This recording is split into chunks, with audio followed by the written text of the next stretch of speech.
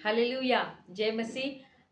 परमेश्वर यीशु मसीह के नाम से इस ऑनलाइन आराधना में हमारे साथ जितने लोग जुड़े हुए हैं, हम आपको स्वागत करते हैं। उम्मीद रखते हैं कि आप जहां कहीं भी हैं सही सलामत में हैं। परमेश्वर के साथ आपकी संगति और आगे बढ़ रही है और परमेश्वर के विश्वास में और आगे और दृढ़ आप हो रहे हैं। Hallelujah, hallelujah, hallelujah. तो चलिए हम हमारे आराधना में प्रवेश करने से पहले हम परमेश्वर की स्तुति कर और प्रार्थना कर हम शुरू करेंगे।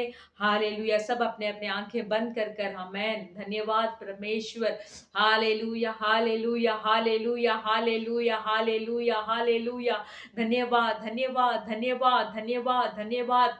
पिता परमेश्वर, आप हम आपकी धन्यवाद करते हैं। यीशु मसीह, हम आपका धन्यवाद करते हैं। पवित्र आत्मा, हम आपका धन्यवाद करते हैं। स्वर्ग पे विराजमान परमेश्वर, हम आपकी स्तुति करते हैं। Hallelujah, hallelujah, hallelujah. अति उन्नति परमेश्वर, हम आपकी स्तुति करते हैं। Hallelujah, hallelujah, hallelujah. सब काम को हालेलुया करने में, हालेलुया आश्चर्य कामों को करने में, हालेलुया, हालेलुया योग्य परमेश्वर, हम आपकी स्तुति करते हैं। स्तुति हो, स्तुति हो, स्तुति हो, स्तुति हो।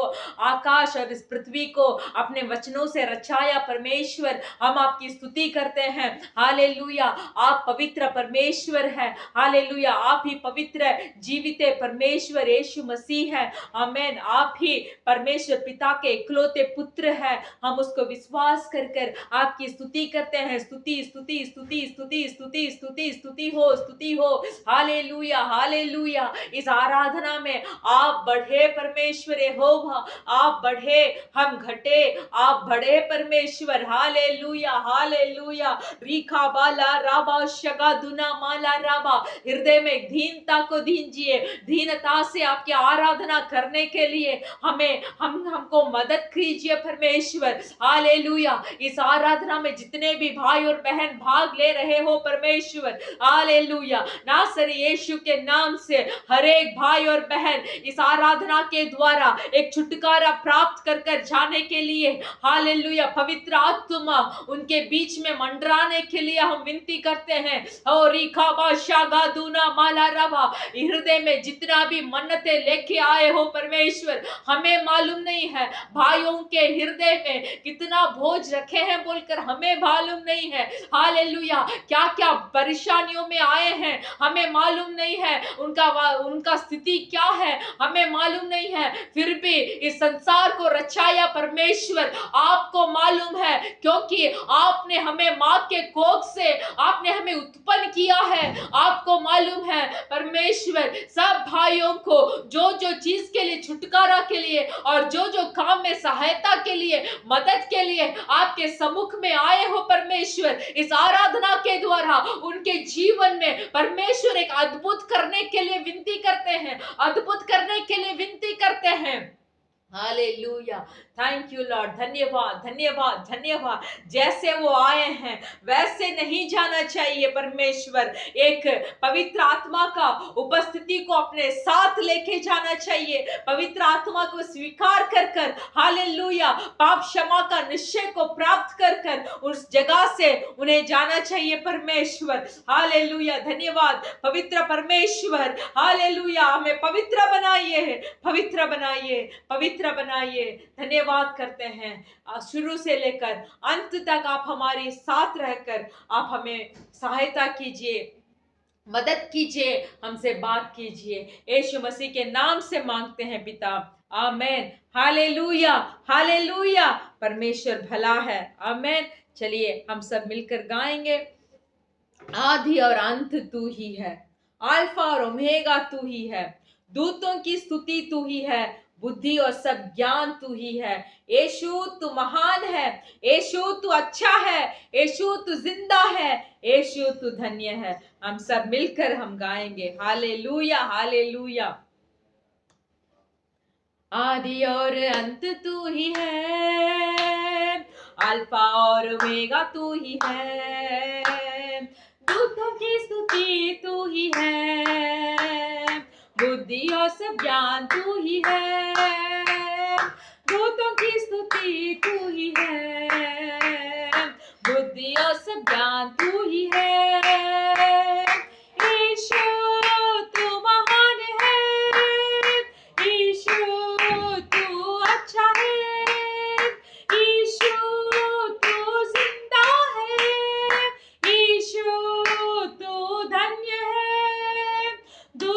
स्तुति तू ही है, बुद्धि और सब ज्ञान तू ही है, राजाओं का राजा तू ही है, प्रभुओं का प्रभु तू ही है, दूतों की स्तुति तू ही है, बुद्धि और सब ज्ञान तू ही है, राजाओं का राजा तू ही है, प्रभुओं का प्रभु तू ही है।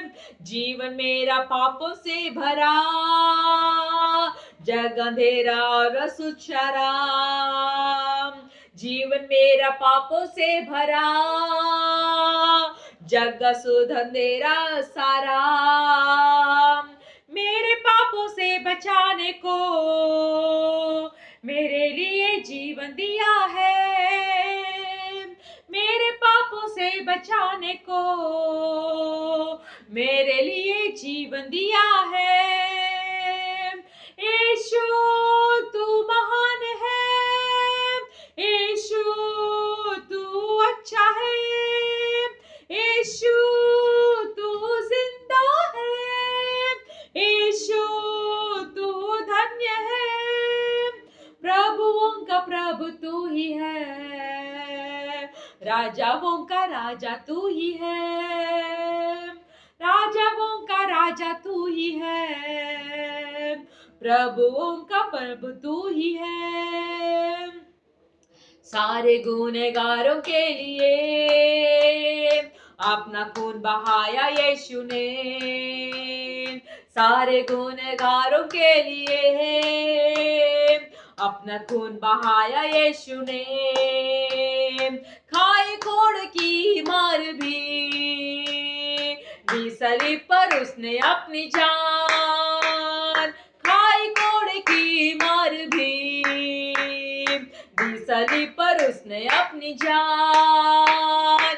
यीशु तू महान है, यीशु तू जिंदा है, यीशु तू अच्छा है, यीशु तू धन्य है, दूतों की स्तुति तू ही है, बुद्धि और सब ज्ञान तू ही है, राजाओं का राजा तू ही है यीशुआ, प्रभुओं का प्रभु तू ही है, दूतों की स्तुति तू ही है, रिगा बाबा शहादुना माला राम, राजाओं का राजा तू ही है, बुद्धि और सब ज्ञान तू ही है, प्रभुओं का प्रभु तू ही है।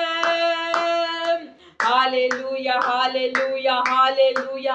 सब मिलकर परमेश्वर को देखकर यीशु तू महान है, यीशु तू अच्छा है, यीशु तू जिंदा है, यीशु तू धन्य है, दूतों की स्तुति तू ही है, यहोवा आप ही है, बुद्धि और सब ज्ञान तू ही है, राजाओं का राजा तू ही है, आप सिर्फ है, प्रभुओं का प्रभु तू ही है, दूतों की स्तुति तू ही है, आप ही है परमेश्वर, बुद्धि और सब ज्ञान तू ही है, राजाओं का राजा तू ही है, हालेलुया, प्रभुओं का प्रभु तू ही है, वायदा किया है तूने, वायदा तू करता है पूरा,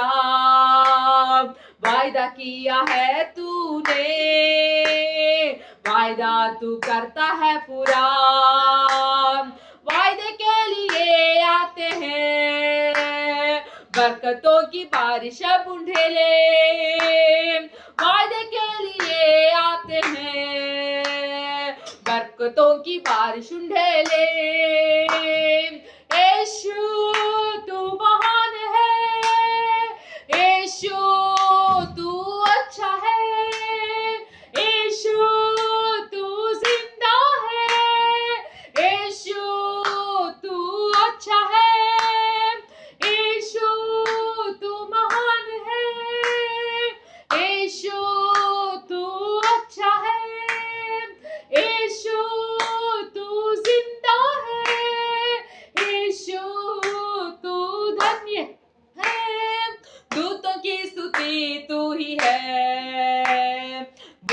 यह सब ज्ञान तू ही है।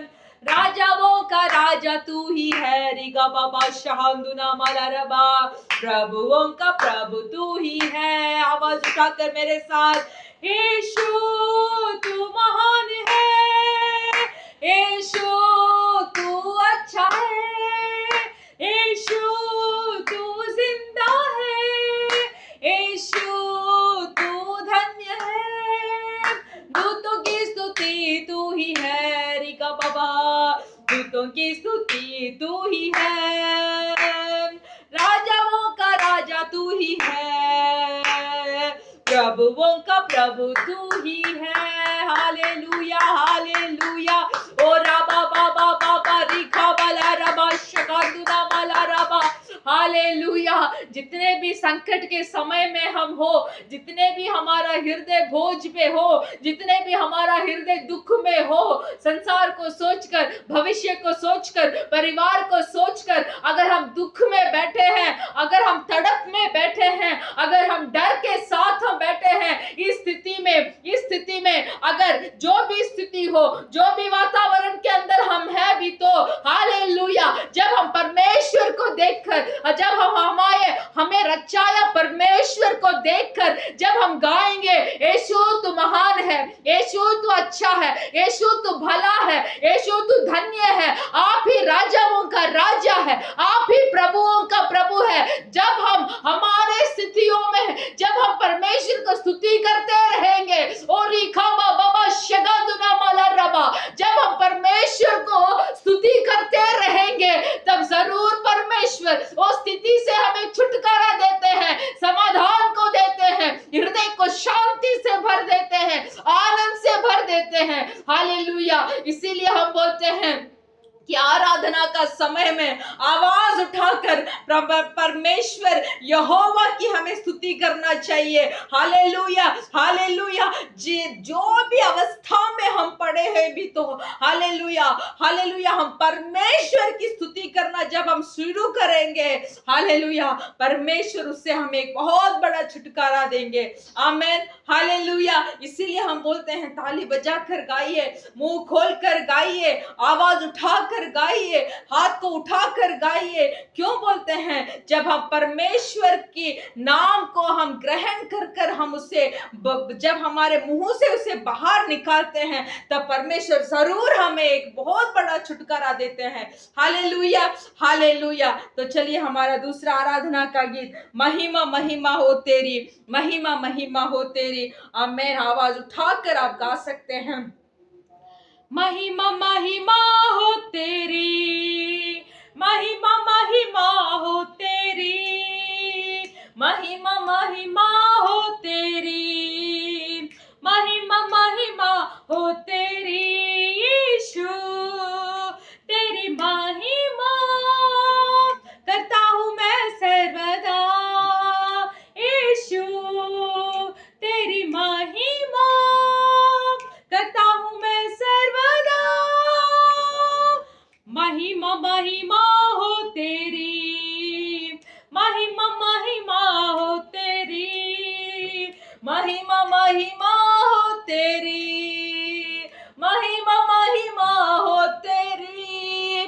तेरे लिए जीऊंगा, तेरे लिए मरूंगा, तेरे लिए यीशु हर दर सहूंगा, तेरे लिए जीऊंगा, तेरे लिए मरूंगा, तेरे लिए यीशु हर दर सहूंगा। पर मैं तेरे वचन को बांटता ही रहूंगा, पर मैं तेरे वचन को बांटता ही रहूंगा। महिमा महिमा हो तेरी, महिमा महिमा हो तेरी। यीशु आपकी महिमा महिमा हो तेरी, यीशुआ महिमा महिमा हो तेरी। तेरे मार खाने से, तेरे गाड़े जाने से, मौत पर भी विजय पाने से, तेरे मारे खाने से, तेरे गाड़े जाने से, मौत पर भी विजय पाने से, सबका हुआ है उद्धार,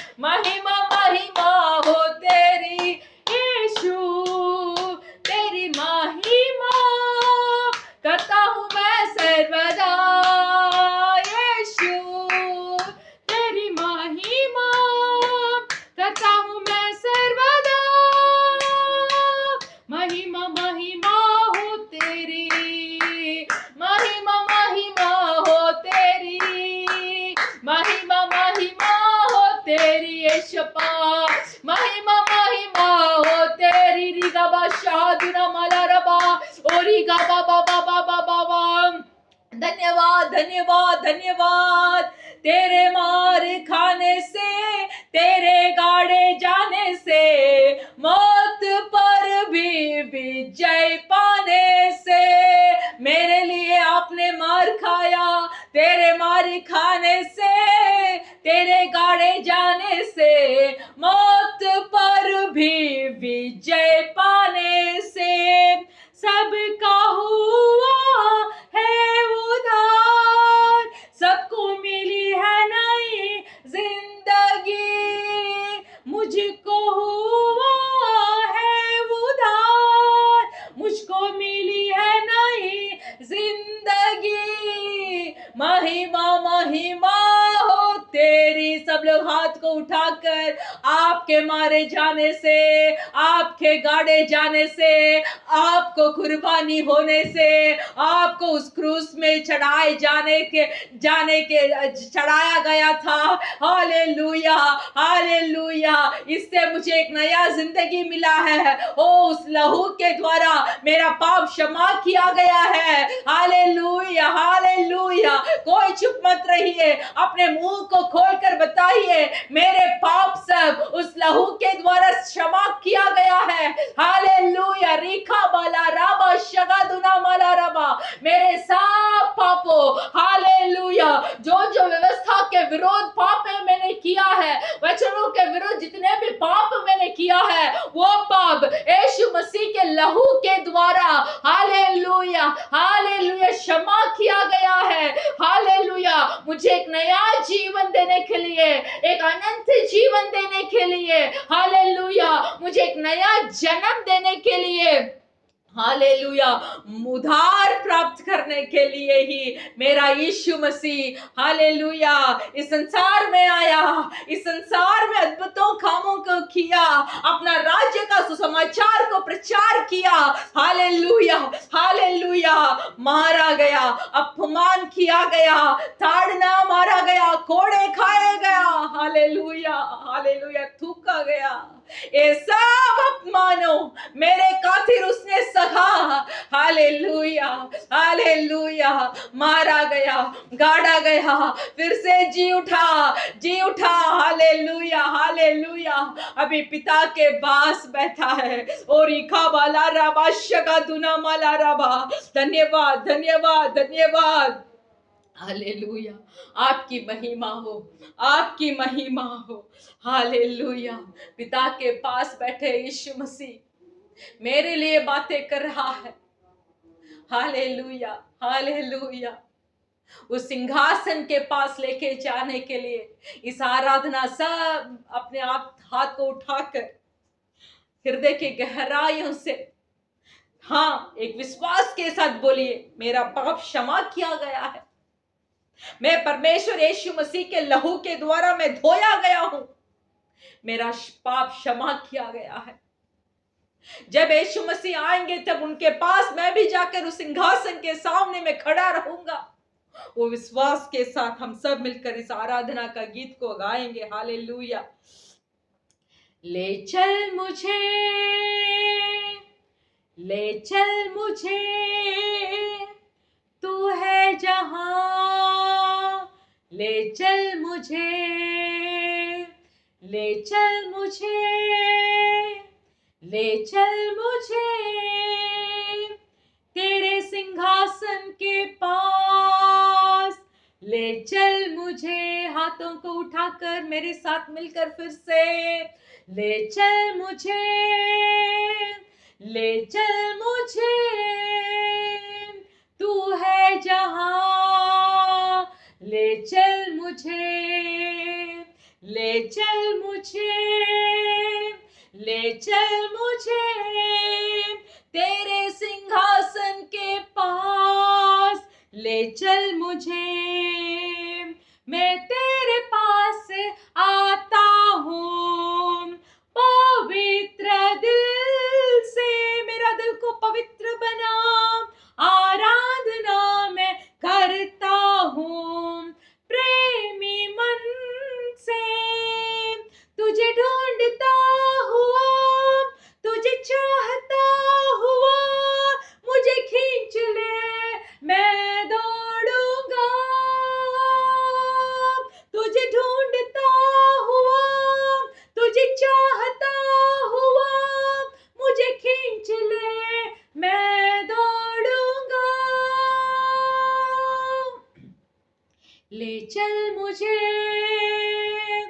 ले चल मुझे, तू है जहां, ले चल मुझे, ले चल मुझे, ले चल मुझे तेरे सिंहासन के पास, ले चल मुझे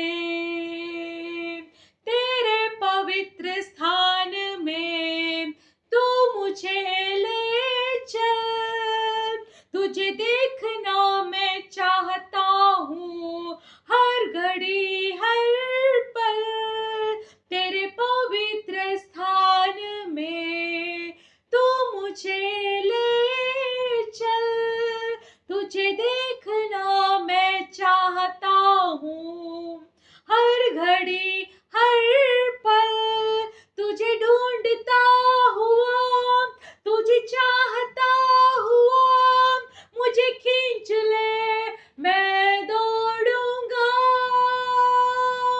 तुझे ढूंढता हुआ, तुझे चाहता हुआ, मुझे खींच ले मैं दौड़ूंगा,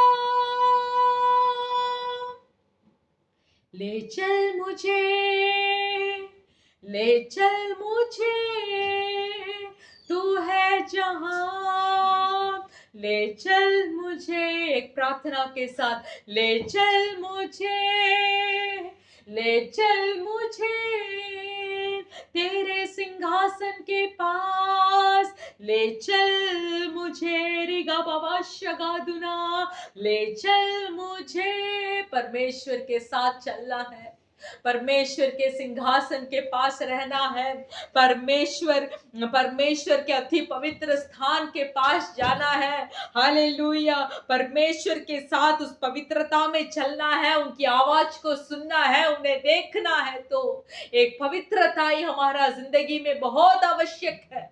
हमारे सोच में एक पवित्रता ही चाहिए, हमारे आंखों में एक पवित्रता चाहिए, जो सुनते हैं उसमें एक पवित्रता चाहिए, हृदय के गहरे समझ में एक पवित्रता चाहिए, हमारे चाल चलन में एक पवित्रता चाहिए। Hallelujah, hallelujah. सब लोग हाथ उठाकर बोल सकते हैं, परमेश्वर जो पवित्रता को आप चाहते हैं, जो पवित्रता से मैं जब चलूंगा, जब जो पवित्रता इसमें रहूंगा, तब मैं आपको देख सकता हूं। तो वो पवित्र का योग्य मुझे बनाइए। एक प्रार्थना की तरह आप कर सकते हैं। कोई चुपचाप मत बैठिए। परमेश्वर जहां आराधना हम करते हैं, तो परमेश्वर का उपस्थिति उस जगह पे होता है। हालेलुया। मेरे साथ मिलकर आप बोल सकते हैं, हालेलुया। उस पवित्रता को देखिए, मुझे दीजिए। आप जो पवित्रता को चाहते हैं, उस पवित्रता को मुझे दीजिए। मेरे अंग अंग में पवित्रता ही होना चाहिए। हालेलुया। मेरे शरीर में कोने कोने में एक पवित्रता ही होना चाहिए, ताकि मैं उस पवित्रता के द्वारा आपको देख सकूं, आवाज को सुन सकूं। Hallelujah, hallelujah. जो पवित्रताई में आप प्रीति रखते हैं, जो पवित्रताई में आप प्रसन्न रहते हैं, जो पवित्रताई आपको मगन बनाती है, उसे मेरे जीवन में दीजिए, उसको मेरे जीवन में दीजिए। हालेलुया। मैं भी आपके साथ चलना चाहता हूं, मैं भी आपके काम के लिए दौड़ना चाहता हूं, मैं भी आपकी आवाज को सुनना चाहता हूं, मैं भी आपको देखना चाहता हूं। Hallelujah, hallelujah. धन्यवाद, धन्यवाद। क्यों पवित्रता ही चाहिए हमारे जीवन में? क्योंकि कोई भी बिना पवित्र के परमेश्वर को दर्शन नहीं कर सकता है। इसीलिए जो पवित्रताई को आप चाहते हैं, वो पवित्रताई को हमारे जीवन में दीजिए, मुझे दीजिए, मेरे कलीसिया के परिवारों के सदस्य को दीजिए। Hallelujah, hallelujah. इस आराधना में जो कोई जुड़ा है, परमेश्वर इस आराधना के द्वारा उस पवित्रताई का आशा को उनके अंदर बढ़ाइए, चाहत को उनके अंदर बढ़ाइए, ताकि उन्हें शैतान धोखा ना दे पाए। Hallelujah, hallelujah. धन्यवाद, धन्यवाद, धन्यवाद। Thank you Lord. रीखा बादशाह दुना हमारा रबा। Hallelujah, hallelujah, hallelujah. आओ हम सब मिलकर जो हमें पवित्र बनाते परमेश्वर को ऊंचे स्वर से गाकर हम आराधना करेंगे। हालेलुया, तालियां बजाकर हमें पवित्र बनाने वाले परमेश्वर अंत तक हमें स्थिर रखते हैं। अंत तक हमें स्थिर रखने वाले परमेश्वर हमें छोड़ते नहीं हैं, हमें त्याग नहीं देते। Hallelujah, hallelujah. आओ हम यहोवा के लिए ऊंचे स्वर से गाएं, अपने मुक्ति की चट्टान का जय जयकार करे। जो जो मुक्ति पाए हैं हाथों को तालियों को बजाकर आओ हम यहोवा के लिए ऊंचे स्वर से गाएं, अपनी मुक्ति की चट्टान का जय जयकार करे। धन्यवाद करते हुए उसके सामुकाए, भजन गाते हुए उसका धन्यवाद करे। धन्यवाद करते हुए उसके सामुकाए, भजन गाते हुए उसका धन्यवाद करे। आओ हम यहोवा के लिए ऊंचे स्वर से गाएं, अपनी मुक्ति की चट्टान का जय जयकार करे।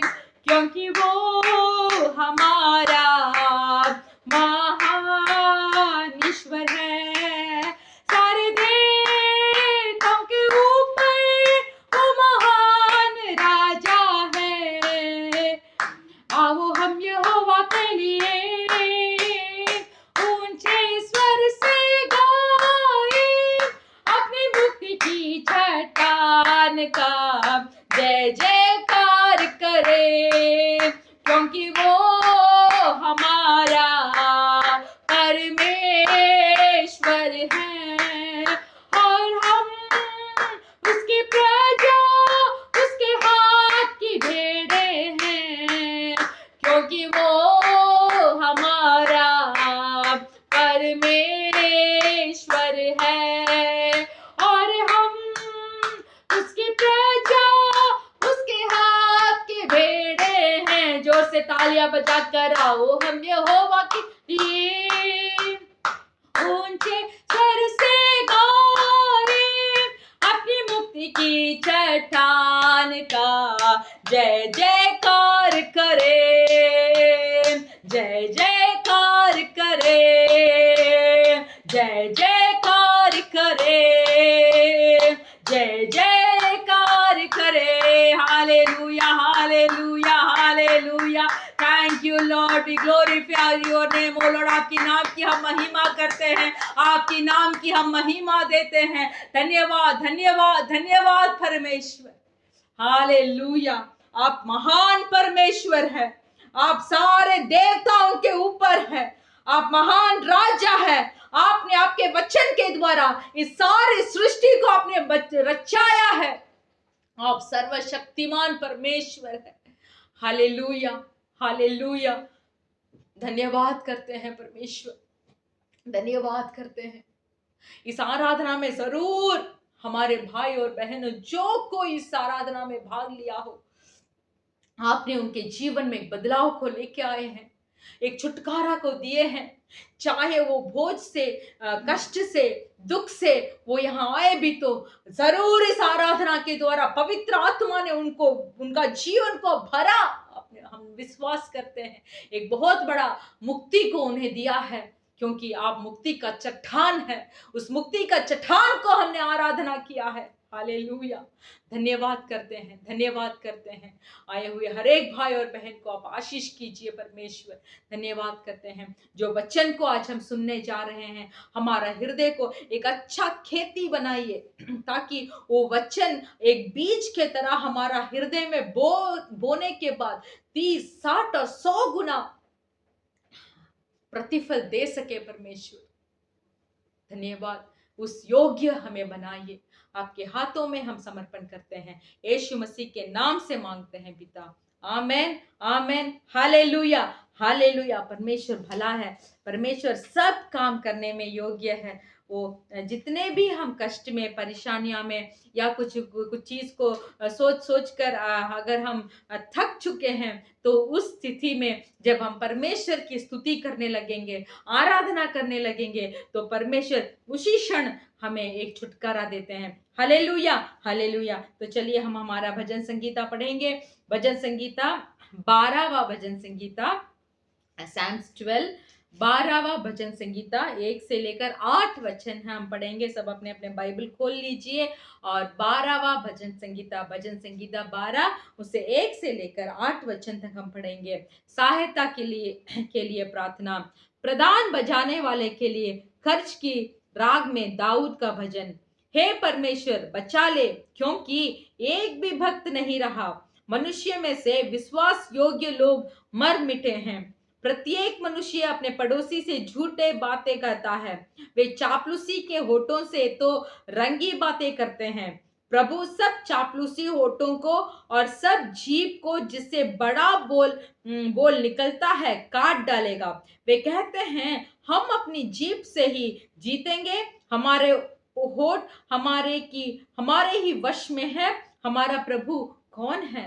दीन लोगों के लूट जाने और दरिद्र के करहाने के कारण परमेश्वर कहता है, अब मैं उठूंगा। जिस पर वे पुकारते हैं उसे मैं चैन विश्राम दूंगा। परमेश्वर का वचन पवित्र है, उस चांदी के समान जो भट्टी में मिट्टी पर ताई गई और 7 बार निर्मल की गई हो। तू ही है परमेश्वर, उनकी रक्षा करेगा, उनको इस काल के लोगों से सर्वदा के लिए बचाए रखेगा। जब मनुष्य में नीचपन का आदर होता है, तब दुष्ट लोग चारों ओर अकड़ते फिरते हैं। Hallelujah, hallelujah. देखिए परमेश्वर का एक एक वचन कैसा है बोलकर वचन 6 में कहा गया है कि परमेश्वर का वचन पवित्र है, उस चांदी के समान जो भट्टी में मिट्टी पर थाई गई है और 7 बार निर्मल की गई हो। हालेलुया। इस तरीके का वचन है हमारा परमेश्वर का वचन, और वो वचन में जीवन है और वो वचन पवित्र है। और वो वचन हमसे बोलता है कि परमेश्वर कहता है अब मैं उठूंगा। आमीन। आपके जीवन में जो जो कार्य में आप सफल नहीं हो पा रहे हैं, आपके जीवन में जो कुछ आपको एक रुकावट बनकर बैठा है, या तो आपके जीवन में जो कुछ परमेश्वर के नजदीक जाने के लिए आपको रोकता है और ना तो बहुत कोशिश कर रहे हैं, वो कोशिश का प्रतिफल नहीं मिल रहा है। आमीन। तो ये सारे चीजों को परमेश्वर के सम्मुख में लेके जाइए, बोलना शुरू कीजिए और बोलिए ये नामुमकिन के चीज में के विरुद्ध आप उठेंगे, मेरे लिए आप उठेंगे, मेरे लिए इस चीज में आप उठेंगे, मेरे जीवन में आप उठेंगे। जब आप उठेंगे तब मैं सफल हो जाऊंगा। बोलिए ये वचन को मुंह से बोलिए, जब आप उठेंगे मैं सफल हो जाऊंगा। यही बोलते हैं, अब मैं उठूंगा। जिस पर वे पुकारते हैं मैं उससे मैं चैन विश्राम दूंगा। आज विश्राम के बिना, चैन के बिना बहुत लोग तड़प रहे हैं, पर हमारा परमेश्वर पवित्र वचन बोलता है कि मैं तुझे चैन दूंगा, मैं तुझे विश्राम दूंगा। सिर्फ एक ही बात हमें करना है, परमेश्वर के सम्मुख में जाकर बैठ जाना चाहिए। और जो कोई बातें हमें दिक्कत देती है, कष्ट देती है, परेशानियां देती है, उसको सब परमेश्वर से बोल देना चाहिए। तब परमेश्वर जरूर हमारे लिए उठेंगे और हमें चैन और विश्राम देंगे। Hallelujah, hallelujah. तो चलिए सब आंखें बंद करेंगे, परमेश्वर से प्रार्थना करेंगे इस अच्छे भजन संगीता के लिए, अच्छे वचन के लिए, क्योंकि परमेश्वर का वचन, हालेलुया, परमेश्वर का वचन पवित्र है। कैसे चांदी के समान जो भट्टी में मिट्टी है, उस तरीके से निर्मल की गई वचन। इस वचन के लिए हम धन्यवाद बोलेंगे। धन्यवाद, धन्यवाद, धन्यवाद पवित्र परमेश्वर, आप हमें विश्राम देने वाले परमेश्वर है। जो भी संसार में हो, जितने भी बुरे लोग संसार संसार के चारों ओर उठे फिर भी हमें कोई चिंता नहीं है, क्योंकि हम आपके हाथों में हैं, हम आपके हाथों पे हैं। आपने हमें हमारे चारों ओर आपने हमें रक्षा किया गया है। आप हमें चैन देने वाले परमेश्वर है, आप हमें विश्राम देने वाले परमेश्वर है, क्योंकि हम एक जीवित परमेश्वर को हम दंडवत कर रहे हैं। हालेलुया, धन्यवाद धन्यवाद धन्यवाद परमेश्वर, धन्यवाद करते हैं। हम अपने हाथों को आपके सम्मुख के ओर उठाकर हम बोलते हैं कि इस संसार में सब मानव जाति लोगों को आपके हाथों में समर्पण करते हैं। उनके उद्धार के लिए हम समर्पण करते हैं। उनके आंखें खोलकर एक सच्चा जीवित परमेश्वर को ग्रहण करने के लिए, अंगीकार करने के लिए हम प्रार्थना करते हैं परमेश्वर। हालेलुया, विशेष कर जो देश में आज हम रह रहे हैं उस देश के राजाओं के लिए हम प्रार्थना करते हैं। हमारा इंडिया देश के लिए प्रार्थना करते हैं। नेपाल, बांग्लादेश, पाकिस्तान, श्रीलंका, ऐसे हमारे चारों ओर के देशों के लिए हम प्रार्थना करते हैं। देश देश में इस आखिरी दिनों में एक बहुत बड़ा जागृति होने के लिए हम प्रार्थना करते हैं। हालेलुया, आप ही क्रिया कीजिए। हम विश्वास करते हैं कि एक बहुत बड़ा बदलाव सारे संसार के लोगों के अंदर आएगा और भीड़ भीड़ कर हम आपके सम्मुख में आकर आराधना करेंगे। धन्यवाद, इस महामारी से आप जल्दी ही जल्दी छुटकारा देने के लिए हम प्रार्थना करते हैं। इस महामारी के वजह से कितनों ने अपने परिवार खोया है, कितने बच्चों ने अपने माँ बाप को खोया है, कितने माँ बाप ने अपने बच्चों को खोया है। ये स्थिति में सब उन लोगों के साथ आपके प्रेम होने के लिए हम प्रार्थना करते हैं। जो बच्चे लोग अपने माँ बाप को खोए हैं, उनके हृदय में उनको एक प्रेम का महसूस को आप उंडेलने के लिए हम प्रार्थना करते हैं। हमारे सब कलीसिया के लोगों को आपके सम्मुख में हम रखते हैं, विशेष कर हमारे अलखोर के कलीसिया जल्दी ही खोलने के लिए, और हमारे भाई और बहन सब मिलकर एक साथ मिलकर आराधना करने का दिन समीप होने के लिए हम प्रार्थना करते हैं। ये सब आपके सिद्ध के अनुसार होने के लिए हम विनती करते हैं। यीशु मसीह के नाम से मांगते हैं पिता, आमेन, हालेलुया। हमारा कलीसिया का सूचना ये है कि हमारा कलीसिया हर शुक्रवार के दिन शाम को 4 बजे से 6 बजे तक होता है। ऑनलाइन में ही कर रहे हैं, फिर भी ये ऑनलाइन के द्वारा परमेश्वर महत्वपूर्ण कार्य को आपके बीच में कर रहे हैं, हम विश्वास करते हैं। हालेलुया। तो सुबह से लेकर तैयारी के साथ आप परमेश्वर के सम्मुख में आकर बैठ जाइए, आपके दोस्तों को भी लेके आकर बैठ जाइए। परमेश्वर आपका आशीष करेंगे। आप उत्साह के साथ इतना दिन परमेश्वर के साथ आप चल रहे हैं, और भी आप आगे चलने के लिए हम आपसे विनती करते हैं। तो हमारा इस ऑनलाइन आराधना को 4 बजे से 6 बजे तक देखने के लिए हम आपसे विनती करते हैं। परमेश्वर आपको आशीष करेंगे। आमीन। ஹல்லேலூயா हालेलुया। ஆண்டவரே இயேசு கிறிஸ்து நாமத்தினால் உங்களை ஒரே நாங்கள் வாழ்த்துக்கொள்கிறோம். परमेश्वर यीशु मसीह के नाम से हम आपका स्वागत करते हैं। தொடர்ந்து இந்த நாட்களில் நீங்கள் இன்னும் அதிகமாய் ஜெபிக்கும்படியாக கேட்டுக்கொள்கிறோம். लगातार इन दिनों में और ज्यादा तक आप प्रार्थना करने के लिए हम आपसे विनती ஆண்டவருடைய करते हैं। கிருபையினாலே இந்த தேசத்தில் இந்த கொரோனாவுடைய காரியங்கள் எல்லாம் குறைந்து வந்து கொண்டிருக்கிறது. परमेश्वर की कृपा से इन देशों में इस महामारी का ताकत जो है वो कम होते आ रहा ஒரு है। சில தடைகளை இந்த நாட்களில் எடுத்திருக்கிறார்கள். बहुत सारे रुकावटें जो थे उसको सब परमेश्वर ने दूर किया है। நாம் இன்னும் ஜெபிக்கும்போது உற்சாகமாய் ஜெபிக்கும்போது और भी जब हम बहुत उत्साहित के साथ हम जब प्रार्थना करेंगे, தேவன் நம்முடைய அல்கோர் சபைகள் எல்லாம் திறக்க அது ஏதுவாக இருக்கும். परमेश्वर हमारे अलखोर के कलीसियाओं को खोलने में वो मदद करेंगे। நாம் ஒன்று கூடி தேவனை ஆராதிப்பதற்கு அது ஏதுவாக இருக்கும். हम सब मिलकर परमेश्वर को आराधना करने के लिए वो बहुत अच्छा रहेगा। அதனால ஜெபித்துக் கொள்ளுங்கள் ஒவ்வொரு நாளும். इसीलिए प्रतिदिन आप प्रार्थना कीजिए। இன்னும் இந்த மூன்றாவது அலை தேர்ட் வேவ் வராதபடிக்கு நீங்கள் இப்பொழுதே ஜெபிக்க ஆரம்பிக்க வேண்டும். और भी बोलते हैं कि ये महामारी का तीसरा भाग जो है वो आने वाला है, तो वो तीसरा भाग ना आए इसीलिए आप प्रार्थना कीजिए। நாம் ஆராதிக்கிற தேவன் जो परमेश्वर को हम आराधना कर रहे हैं, அவர் தீங்குக்கு மனஸ்தாபப்படுகிறவராக இருக்கிறார். वो जो नष्ट हो रही है, दुर्घटना हो रही है, उसके लिए परमेश्वर दुख होते हैं। நாம் அவருக்கு விரோதமாய் பாவங்களை செய்யும்போது जब हम परमेश्वर के विरुद्ध पाप करते हैं, அவர் கிருபைகளை கொடுக்கிறார் நம்முடைய வாழ்க்கையில. तब परमेश्वर उनकी कृपा को हमारी जिंदगी में देते हैं, அந்த பாவத்தை விட்டு வெளியே வரும்படியாக उस पाप से हम बाहर आने के लिए தேவன் நம்மளை உணர்த்து வைக்கக்கூடியவராக இருக்கிறார். परमेश्वर हमें एक समझ देते हैं, ஆனால் நம்ம அந்த உணர்வு இல்லாமல் इसीलिए हम बिना समझ के மீண்டும் மீண்டுமாய் பாவங்களை செய்கிறதுனால फिर से उस पाप को जब हम दोहराएंगे, தேவன் சில காரியங்களை நம்முடைய வாழ்க்கையில அனுபவிக்கிறார். तब परमेश्वर कुछ कार्य को हमारे जिंदगी में अनुमति देते हैं, ஏன்னா அவருடைய பிரமாணங்களை கற்றுக்கொள்ளும்படியாக क्योंकि परमेश्वर के व्यवस्था को सीखने के लिए, அவருக்கு பிரியமாய் வாழும்படியாக परमेश्वर के प्रिय से जीने के சில लिए காரியங்களை தேவன் அனுமதிக்கிறார். कुछ कार्य को परमेश्वर अनुमति देते हैं। சங்கீதக்காரன் சொல்லும்போது भजन संगीता में बोला जाता நான் है, உபத்திரவப்பட்டது நல்லது, मैं कष्ट उपद्रव हो रहा हूँ वो मेरे लिए अच्छा है, அதனால் உமது பிரமாணங்களை கற்றுக்கொண்டேன் என்று சொல்லுகிறான். क्योंकि मैं उस उपद्रव के द्वारा मैं आपकी व्यवस्था को मैंने सीखा है। ஜனங்களுடைய பாவங்கள் பெருகி போனது நிமித்தம் तो ये लोगों के पाप बहुत अधिक हो गया,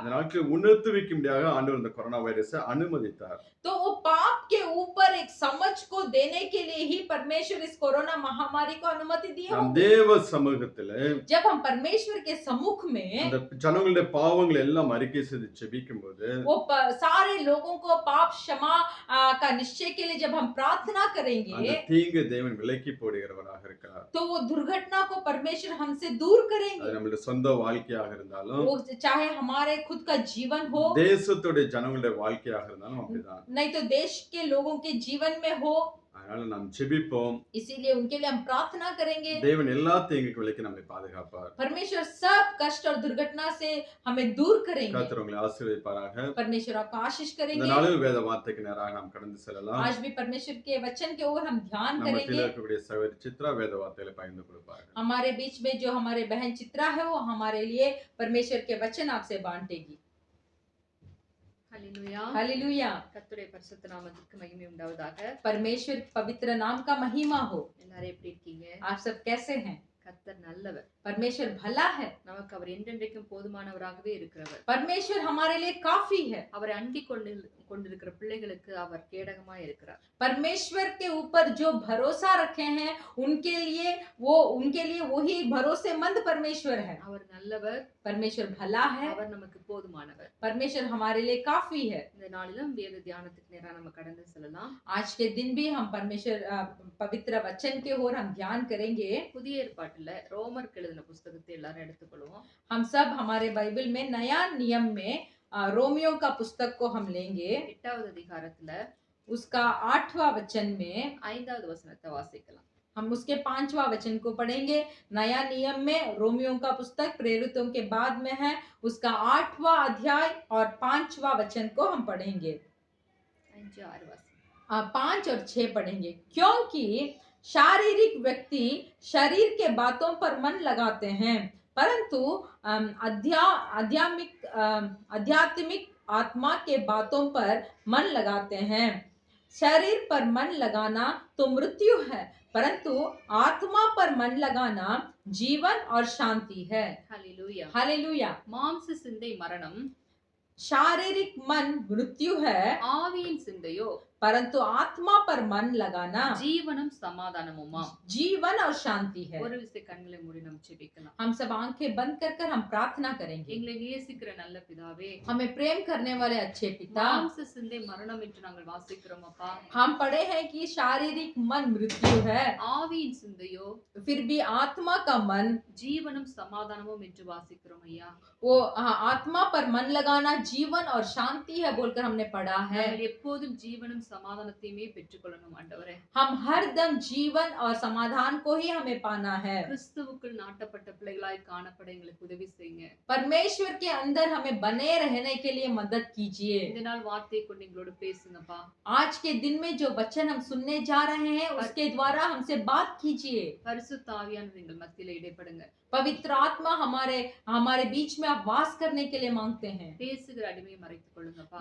जो दास बात कर रही है उसे आप आपके आड़ में छिपा लीजिए। கேட்கிறவர்களுக்கு பிரயோஜனம் உண்டாகும்படியாய் கூட பரிசுத்த ஆவியானவர் இடைப்படுங்க।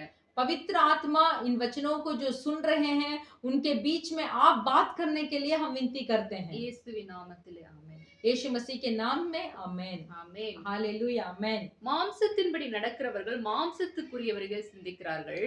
जो कोई संसारिक रीति से या शारीरिक रीति से मन लगाते हैं, उसके अनुसार चलते हैं, ஆவியின்படி நடக்கிறவர்கள் और जो कोई आत्मा पर मन लगाकर चलते हैं, ஆவிக்குரியவைகளை சிந்திக்கிறார்கள்.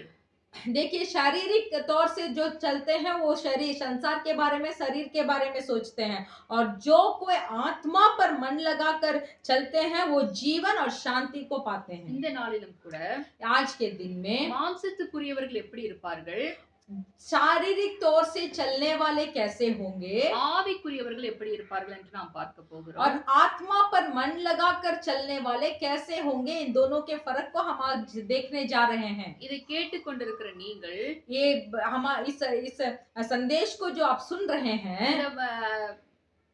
இந்த செய்தியின் முடிவிலே நீங்கள் தெரிந்து கொள்வீர்கள், நான் ஆவிக்குரியவனா நான் மாம்சத்துக்குரியவனா என்று. तो देखिए आज के संदेश में जब अंत में हम आ जाएंगे, आखिरी में जब हम आ जाएंगे, तब आप अपने आप को देखकर महसूस कर सकते हैं कि मैं अब तक शारीरिक रीति से जी रहा था या आत्मा के रीति से। ஹல்லேலூயா. हालेलुया। நாம் தேவனுடைய பிள்ளைகள் என்று அழைக்கப்படுகிறோம். हम परमेश्वर के पुत्र कहलाया जाते हैं। கர்த்தராகிய இயேசு கிறிஸ்து என்கிற இயேசு ஆண்டவர் நமக்காக அனுப்பப்பட்டார். परमेश्वर यीशु मसीह हमारे लिए भेजे गए थे।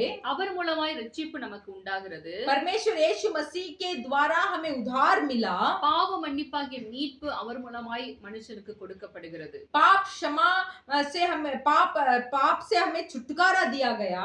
அதனால் इसीलिए இயேசு கிறிஸ்துவுக்கு உட்பட்டவர்களாகிய நாம் इसलिए यीशु मसीह के लोग जो हम हैं, மாம்சத்தின்படி நடவாமல் शारीरिक में मन नहीं लगाना चाहिए ஆவியின்படி நடக்க வேண்டும் என்பதை और आत्मा में ही मन लगाकर चलना चाहिए। இந்த அதிகாரத்திலே நாம் அறிந்து கொள்ள முடிகிறது. तो इसके बारे में इस अध्याय में हम देख सकते हैं। அதான் முதல் வசனத்தில் இப்படியாக சொல்லப்பட்டிருக்கிறது. इसीलिए वही रोमियो का 8वां अध्याय में पहला वचन ऐसे बताता है, கிறிஸ்து இயேசுவுக்கு உட்பட்டவர்களாய் இருந்து अब जो यीशु मसीह में है மாம்சத்தின்படி நடவாமல் और शारीरिक के अनुसार नहीं चलते ஆவியின்படியே நடக்கிறவர்களுக்கு और आत्मा के अनुसार जो चलते हैं, ஆக்கினை தீர்ப்பு இல்லை என்று சொல்லப்பட்டிருக்கிறது. उन पर दंड का आज्ञा नहीं है। ஹல்லேலூயா. हालेलुया। அப்ப நாம் ஆவியின்படி நடக்க வேண்டும் என்கிற அந்த பிரமாணத்தை இந்த நாளில் நாம் கற்றுக்கொள்ள போகிறோம். तो आज हम क्या सीखने वाले हैं, हम कैसे आत्मा में मन लगाकर हमें चलना चाहिए,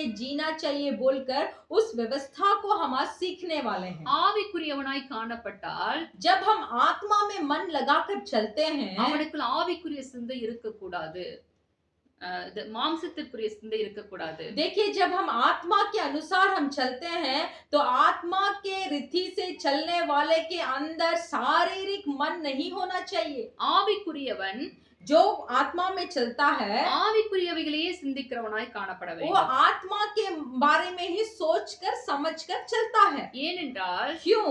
மாம்ச சிந்தை அது மரணத்தை கொண்டு வருகிறதா இருக்கிறது. क्योंकि देखिए शरीर का मन जो है, शरीर का सोच और समझ है, वो सब हमें मृत्यु में लेके जाता है। ஆனால் மாம்ச சிந்தையை விட்டு ஆவிக்குரிய சிந்தை உடையவர்களாய் காணப்படுகிறவர்களிடத்தில் फिर भी देखिए जो कोई शारीरिक मन को छोड़कर आत्मा में चलते हैं, आत्मा पर मन लगाकर चलते हैं, ஜீவனும் சமாதானத்தையும் அவர்கள் சுதந்திரித்துக் கொள்ளுகிறவர்களாய் காணப்படுகிறார்கள். तो वो आत्मा में मन लगाकर चलने वाले जीवन और शांति को पाते हैं। ஹல்லேலூயா. हालेलुया। ரோமர் 6வது அதிகாரத்துல वही रोमियो का पुस्तक का 6वां अध्याय में 23வது வசனத்தை நாம் வாசிக்கும் பொழுது उसका 23 वचन को जब हम पढ़ेंगे, क्योंकि पाप की मजदूरी तो मृत्यु है, परंतु परमेश्वर का वरदान हमारे प्रभु मसीह यीशु में अनंत जीवन है। பாவத்தின் சம்பளம் மரணம் என்றும்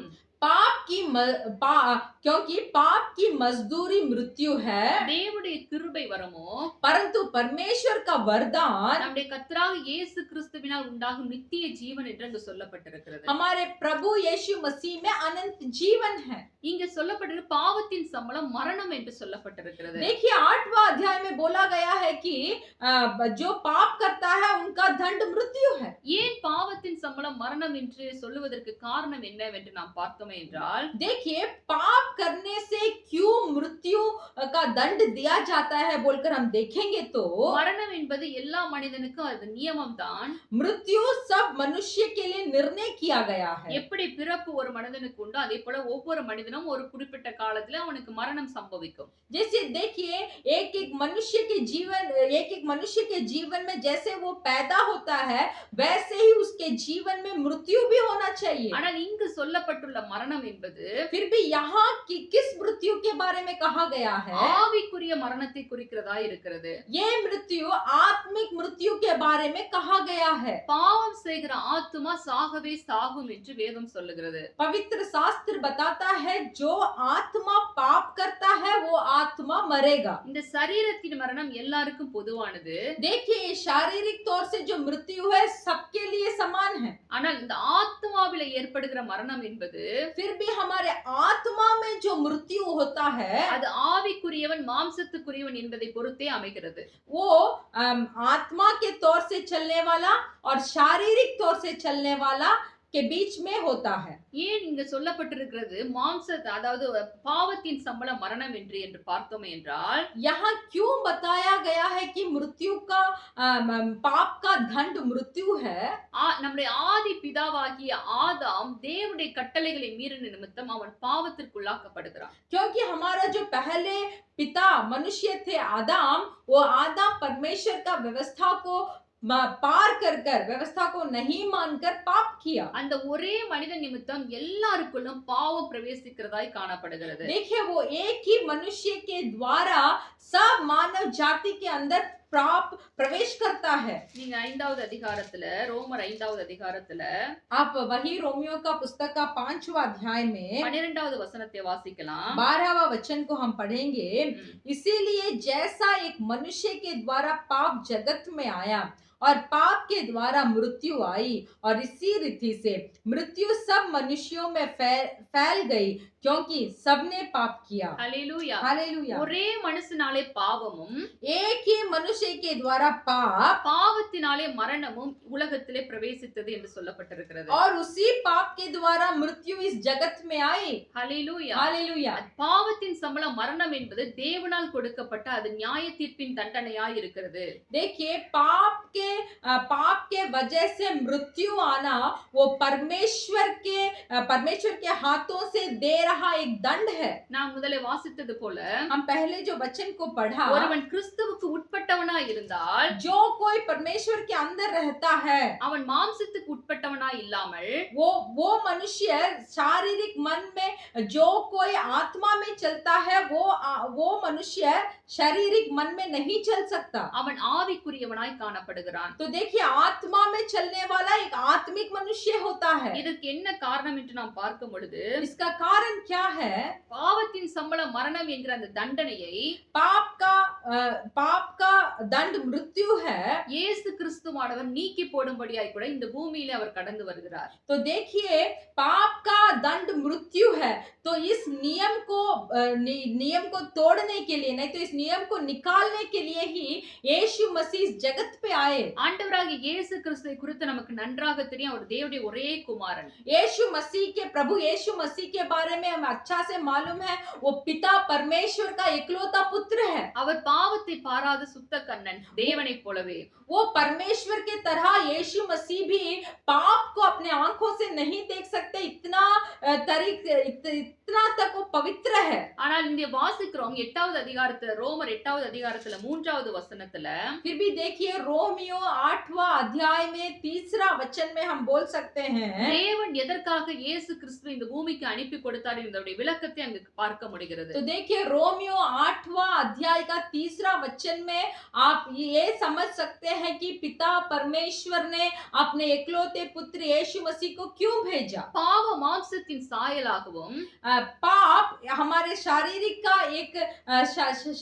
का छाया है। பாவத்தை போக்கும் பலியாகவும் वो पाप को हमसे दूर करने का एक बलिदान है। தேவனானவர் கிறிஸ்துவை இந்த பூமிக்கு அனுப்பி கொடுத்தார். इसीलिए पिता परमेश्वर ने यीशु मसीह को इस संसार में भेजा। யோவான் 1வது அதிகாரத்துல 29வது வசனத்துல நம்ம வாசிக்கிறோம். यूहन्ना पहला अध्याय का 23वां वचन में हम पढ़ सकते हैं। யோவான் ஸ்நானகன் இயேசு கிறிஸ்து கடந்து போகிறதை பார்த்து यूहन्ना बपतिस्मा देखता है यीशु मसीह जा रहे हैं। இதோ உலகத்தின் பாவத்தை சுமந்து தீர்க்கிற தேவ ஆட்டுக்குட்டி என்று கூப்பிடுகிறார். तो देखिए यूहन्ना बपतिस्मा यीशु मसीह को बुलाते हैं, ये देखो संसार के सारे पापों को हमसे दूर करने वाला मेमना बोलता है। அதைத்தான் பவுல் இங்கே குறிப்பிடுகிறார். तो इसी के बारे में पौलुस भी बताते हैं। அவர் பாவத்தை போக்கும் பலியாக இந்த பூமியிலே தேவன் அவரை அனுப்பி கொடுத்தார் என்று சொல்லுகிறார். तो देखिए पौलुस बोलते हैं कि पिता परमेश्वर ने यीशु मसीह को इस संसार में एक पाप का बलिदान बनवा कर भेजा है। இந்துக்கள் எல்லாம் நம்ம பார்க்கும் பொழுது அவர்கள் ஒரு ஆட்டுக்குட்டியை பிடித்து அதன் மேலே தங்களுடைய பாவங்களை சுமத்துவார்கள். देखिए और देवताओं को दंडवत करने वालों को हम देख सकते हैं कि वो पाप के बलिदान के रूप में कोई बकरी को लेके जाकर बलिदान देंगे। அதே போல वैसे ही இயேசு கிறிஸ்துவாகிய பலியை அவர் இயேசு கிறிஸ்து என்கிற ஆட்டுக்குட்டியானவர் மீது वैसे ही देखिए यीशु मसीह जो मेमने कहलाते हैं, இந்த முழு உலகத்தின் பாவத்தையும் சுமக்கும்படியான கூடிய காரியத்தை தேவன் இறக்கி வைக்கிறார். तो उस मेमने के ऊपर सारे संसार के पापों को पिता परमेश्वर ने उस मेमने के ऊपर रखा। உங்களுடைய என்னுடைய பாவத்தை போக்கும் பலியாக தேவனானவர் அவரை பாவத்தின் சாயலாக இந்த பூமியில அனுப்பி கொடுக்கிறார். देखिए आपका और मेरा पाप को हमसे दूर करने के लिए हमारे सब पापों को यीशु मसीह जो मेमने थे उनके ऊपर पिता परमेश्वर रखा। அவர் மாம்சத்திலே இந்த பூமியிலே வந்து வெளிப்படுகிறார், மனுஷகுமாரனாய் வெளிப்படுகிறார். प्रभु यीशु मसीह एक शारीरिक रूप से इस संसार में आते हैं। அதனால்தான் இங்கு தேவன் சொல்லுகிறார், इसीलिए यहाँ परमेश्वर बोलते हैं மாம்சத்திலே பாவத்தை ஆக்கினைக்குள்ளாக தீர்த்தார் என்று சொல்லுகிறார்.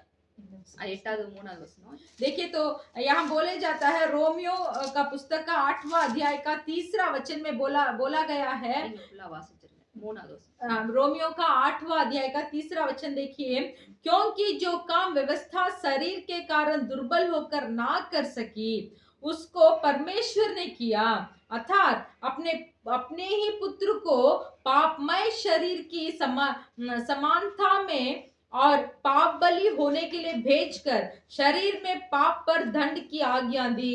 ஹல்லேலூயா. हालेलुया। இது உங்களுக்கு புரியும் நல்லா. ये आप अच्छा से समझ सकते हैं। உங்களுடைய என்னுடைய பாவத்தை போக்கும் பலியாக இயேசு கிறிஸ்து இந்த பூமியிலே கடந்து வந்தார். देखिए आपका और मेरा पाप का बोझ को उठाने के लिए ही परमेश्वर यीशु मसीह एक बलिदान बनकर इस संसार में आए।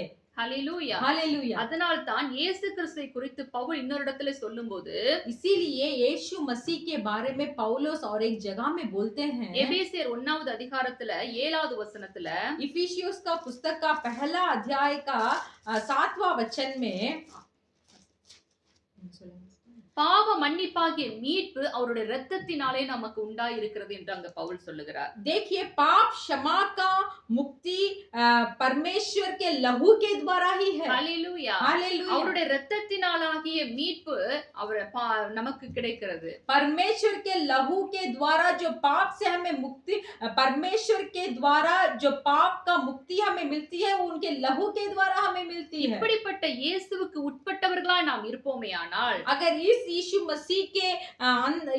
मसीह के लिए हम जिएंगे तो நாம் ஆவிக்கேற்ற பிள்ளைகளாய் காணப்படுவது அவசியம். तो हम इस तरीके के मसीह के साथ हमें संगति बनाकर हमें जीना है, तो हमें आत्मिक में मन लगाकर चलना चाहिए। மாம்சத்துக்கு உட்பட்டவர்களாய் நாம் இருப்போமேயானால் अगर हम शरीर के चीजों में मन लगाकर जिएंगे तो கிறிஸ்துவின் ஆவியானவர் நமக்குள் வாசம் செய்ய மாட்டார். परमेश्वर पवित्र आत्मा हमारे अंदर वास नहीं कर सकते। ரோமர் 8வது அதிகாரத்துல 9-10 நம்ம வாசிக்கும் பொழுது रोमियो का पुस्तक का 8वां अध्याय में रोमियो का पुस्तक का 8वां अध्याय में 9 और 10 को अगर हम पढ़ते समय, தேவனுடைய ஆவி உங்களில் வாசமாயிருந்தால் अगर परमेश्वर की आत्मा आपके अंदर बसता है तो நீங்கள் மாம்சத்துக்கு உட்பட்டவர்களாயிராமல் तब तो शारीरिक दशा में नहीं ஆவிக்கு உட்பட்டவர்களாய் இருப்பீர்கள். परंतु आत्मिक दशा में होंगे। கிறிஸ்துவின் ஆவி இல்லாதவன் जो कोई मसीह का आत्मा नहीं होता, அவருடையவன் அல்ல.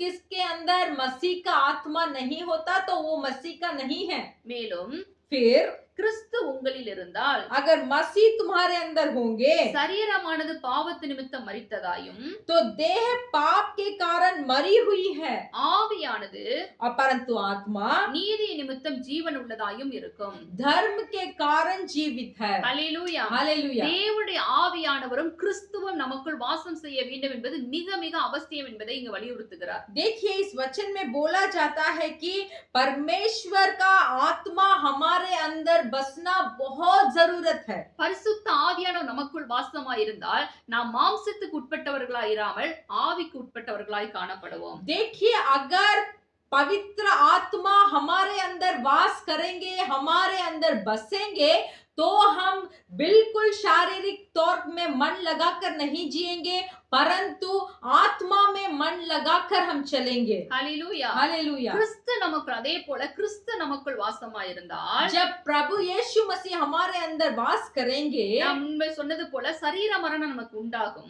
देखिए हम पहले जैसे हमने बोला था कि शारीरिक तौर से मृत्यु तो होगा, ஆனால் இந்த உள்ளான மனுஷன் அந்த ஆத்மாவானது फिर भी हमारे भीतरी मनुष्य जो आत्मा है, கிறிஸ்து வாசமாய் இருக்கிற நிமித்தம் वो आत्मा के अंदर यीशु मसीह वास करते அது हैं, ஜீவன் உள்ளதாய் இருக்கிறது. इसीलिए वो आत्मा में जीवन है। ஹல்லேலூயா. हालेलुया। அதனால் தான் சொல்லப்பட்டிருக்கிறது इसीलिए बोला गया है மாம்ச சிந்தை மரணத்தையும் शारीरिक में मन लगाना मृत्यु को, ஆவியின் சிந்தையோ और फिर भी आत्मा में मन लगाना ஜீவனும் சமாதானத்தையும் கொடுக்கிறதா இருக்கிறது என்று சொல்லப்பட்டுள்ளது. आत्मा में मन लगाना जीवन और शांति को देता है। மாம்ச சிந்தை ஒருவனிடத்தில் காணப்பட்டால் அவன் எப்படி இருப்பான் என்று பார்த்தோம் என்றால் हम देख सकते हैं कि जिसके अंदर जो शारीरिक तौर से जो मन लगाकर जीता है वो कैसे होता है। இதை சொல்லும் போது உங்களுக்குள் அப்படிப்பட்ட காரியங்கள் இருக்கா என்று நீங்க உங்களை சோதித்து பாருங்கள். अभी जो मैं संदेश देने जा रही हूँ उसको सुनकर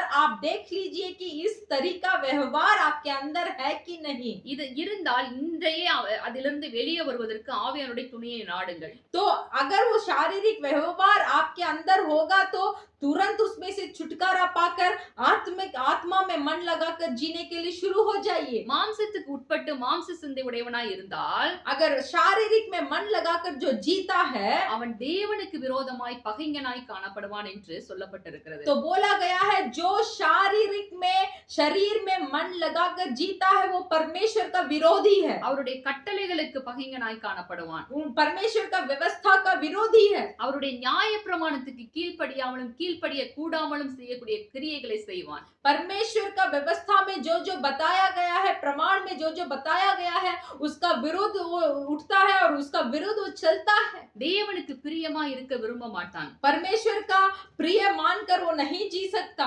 எப்பொழுதுமே மாம்சத்துக்குரிய சிந்தை உடையவனாகவே காணப்படுவான். மாம்சத்தையே சிந்தித்துக் கொண்டிருப்பான். हर बार देखिए शारीरिक में मन लगाने वाला शारीरिक चीजों को ही सोचता है और करता है। எது மாம்சத்தின் கிரியைகள் என்று நாம் பார்த்தோமே என்றால் எது அவன் சிந்தித்துக்கிட்டே இருப்பான் என்று பார்த்தோமே என்றால் तो देखिए शरीर में मन लगाकर चलने वाले किस शरीर के बारे में सोचते हैं। கலாத்தியர் 5வது அதிகாரத்துல गलातियों का पुस्तक का 5वां अध्याय में 19, 20, 21 वासिக்கும் போது नया नियम में गलातियों का पुस्तक का 5वां अध्याय में 19, 20 और 21 को हम पढ़ते समय 19, 20, 21 ஆமா sister.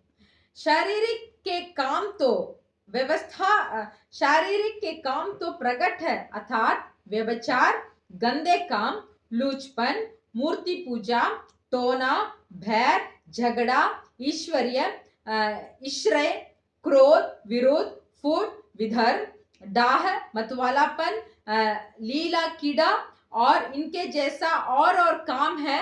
इनके विषय में मैं तुमसे पहले से कह देता हूँ, जैसा पहला कह चुका हूँ पहला भी कह चुका हूं कि ऐसे ऐसे काम करने वाले परमेश्वर के राज्य के वारिस ना होंगे। ஹalleluya. हालेलुया। மாம்சத்துக்குரியவைகளே சிந்தித்துக் கொண்டிருக்கிறவனுக்குள் காணப்படக்கூடிய மாம்ச கிரியைகள் இதெல்லாம் तो சொல்லப்பட்டிருக்கிறது. देखिए इस गलातियों का पुस्तक में 5वां अध्याय में 19, 20 और 21 को जब आप पढ़ेंगे तो इस वचन में बोला गया है जो मनुष्य शारीरिक में मन लगाकर जीता है तो शारीरिक के बारे में सोचता है और उसका गुण कैसा होता है, उसका व्यवहार कैसा होता है बोलकर इस वचन में बताया गया है। விபச்சாரம், வேசித்தனம், व्यभिचार है, गंदे काम करना, लुचपन करना, கோபம், சண்டை, क्रोध और झगड़ा விக்கிரக ஆராதனை, और मूर्ति पूजा பொறாமைகள், और घमंड கொலைகள், और पीटना, मारपीट करना வெறித்தனம், और लीला कीड़ा களியாட்டுகள்,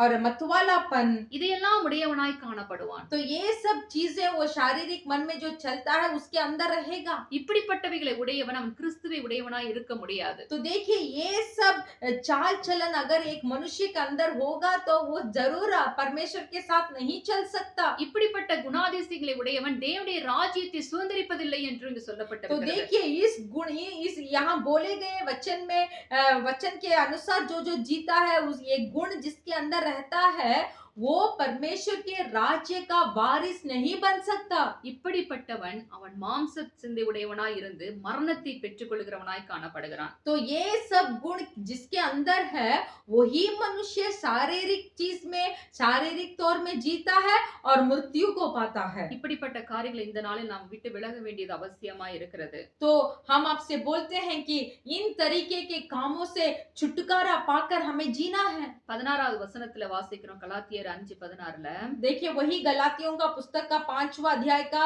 16वां वचन में हम पढ़ सकते हैं, पर मैं कहता हूँ आत्मा के अनुसार चलो तो तुम शरीर की लालसा किसी रीति से पूरी ना करोगे। ஆவிக்கேற்றபடி நடந்து கொள்ளுங்கள், आत्मा के अनुसार चलो அப்பொழுது तब तुम மாம்ச இச்சைகளை நிறைவேற்றாதிருப்பீர்கள் என்று இங்கு பவுல் சொல்லுகிறார். तो तुम शारीरिक की लालसा किसी रीति से पूरी ना करोगे बोलकर पौलुस यहाँ बताते हैं। இப்படிப்பட்ட சிந்தை உடையவர்களாய் இருந்தா இந்த நாளில் நாம் இதையெல்லாம் விட்டு களைந்து விடுவது நமக்கு அவசியமாய் तो இருக்கிறது. देखिए इस अध्याय में कहा गया जो शारीरिक काम जो हमसे प्रकट ये सब काम अगर हमारे अंदर प्रकट होगा तो ये सब काम को छोड़ देना चाहिए। 1 யோவான் 2வது அதிகாரத்துல 16-17 இப்படியாய் சொல்லுகிறது. पहला यूहन्ना का पुस्तक का दूसरा अध्याय में 2:16-17 16 और 17 को पढ़ेंगे। पहला यूहन्ना का पुस्तक उसका दूसरा अध्याय 16 और 17 को पढ़ेंगे। क्योंकि जो कुछ संसार में है अर्थात शारीरिक की अभिलाषा और आंखों की अभिलाषा और जीविका का घमंड वह पिता की ओर से नहीं परंतु संसार ही की ओर से है। संसार और उसकी अभिलाषाएं दोनों मिटते जाते हैं पर जो परमेश्वर की इच्छा पर चलता है वह सर्वदा बना रहेगा। ஹல்லேலூயா. हालेलुया। மாம்சத்தின் இச்சை, கண்களின் இச்சை, ஜீவனத்தின் பெருமை அது பிதாவினால் உண்டானது அல்ல என்று இங்கு சொல்லப்பட்டிருக்கிறது. यहाँ बोला गया है शारीरिक अभिलाषा, आंखों की अभिलाषा और जीविका का घमंड ये सब परमेश्वर से नहीं है, அது உலகத்தில் உண்டானவைகளாய் காணப்படுகிறது. ये सब संसार की है।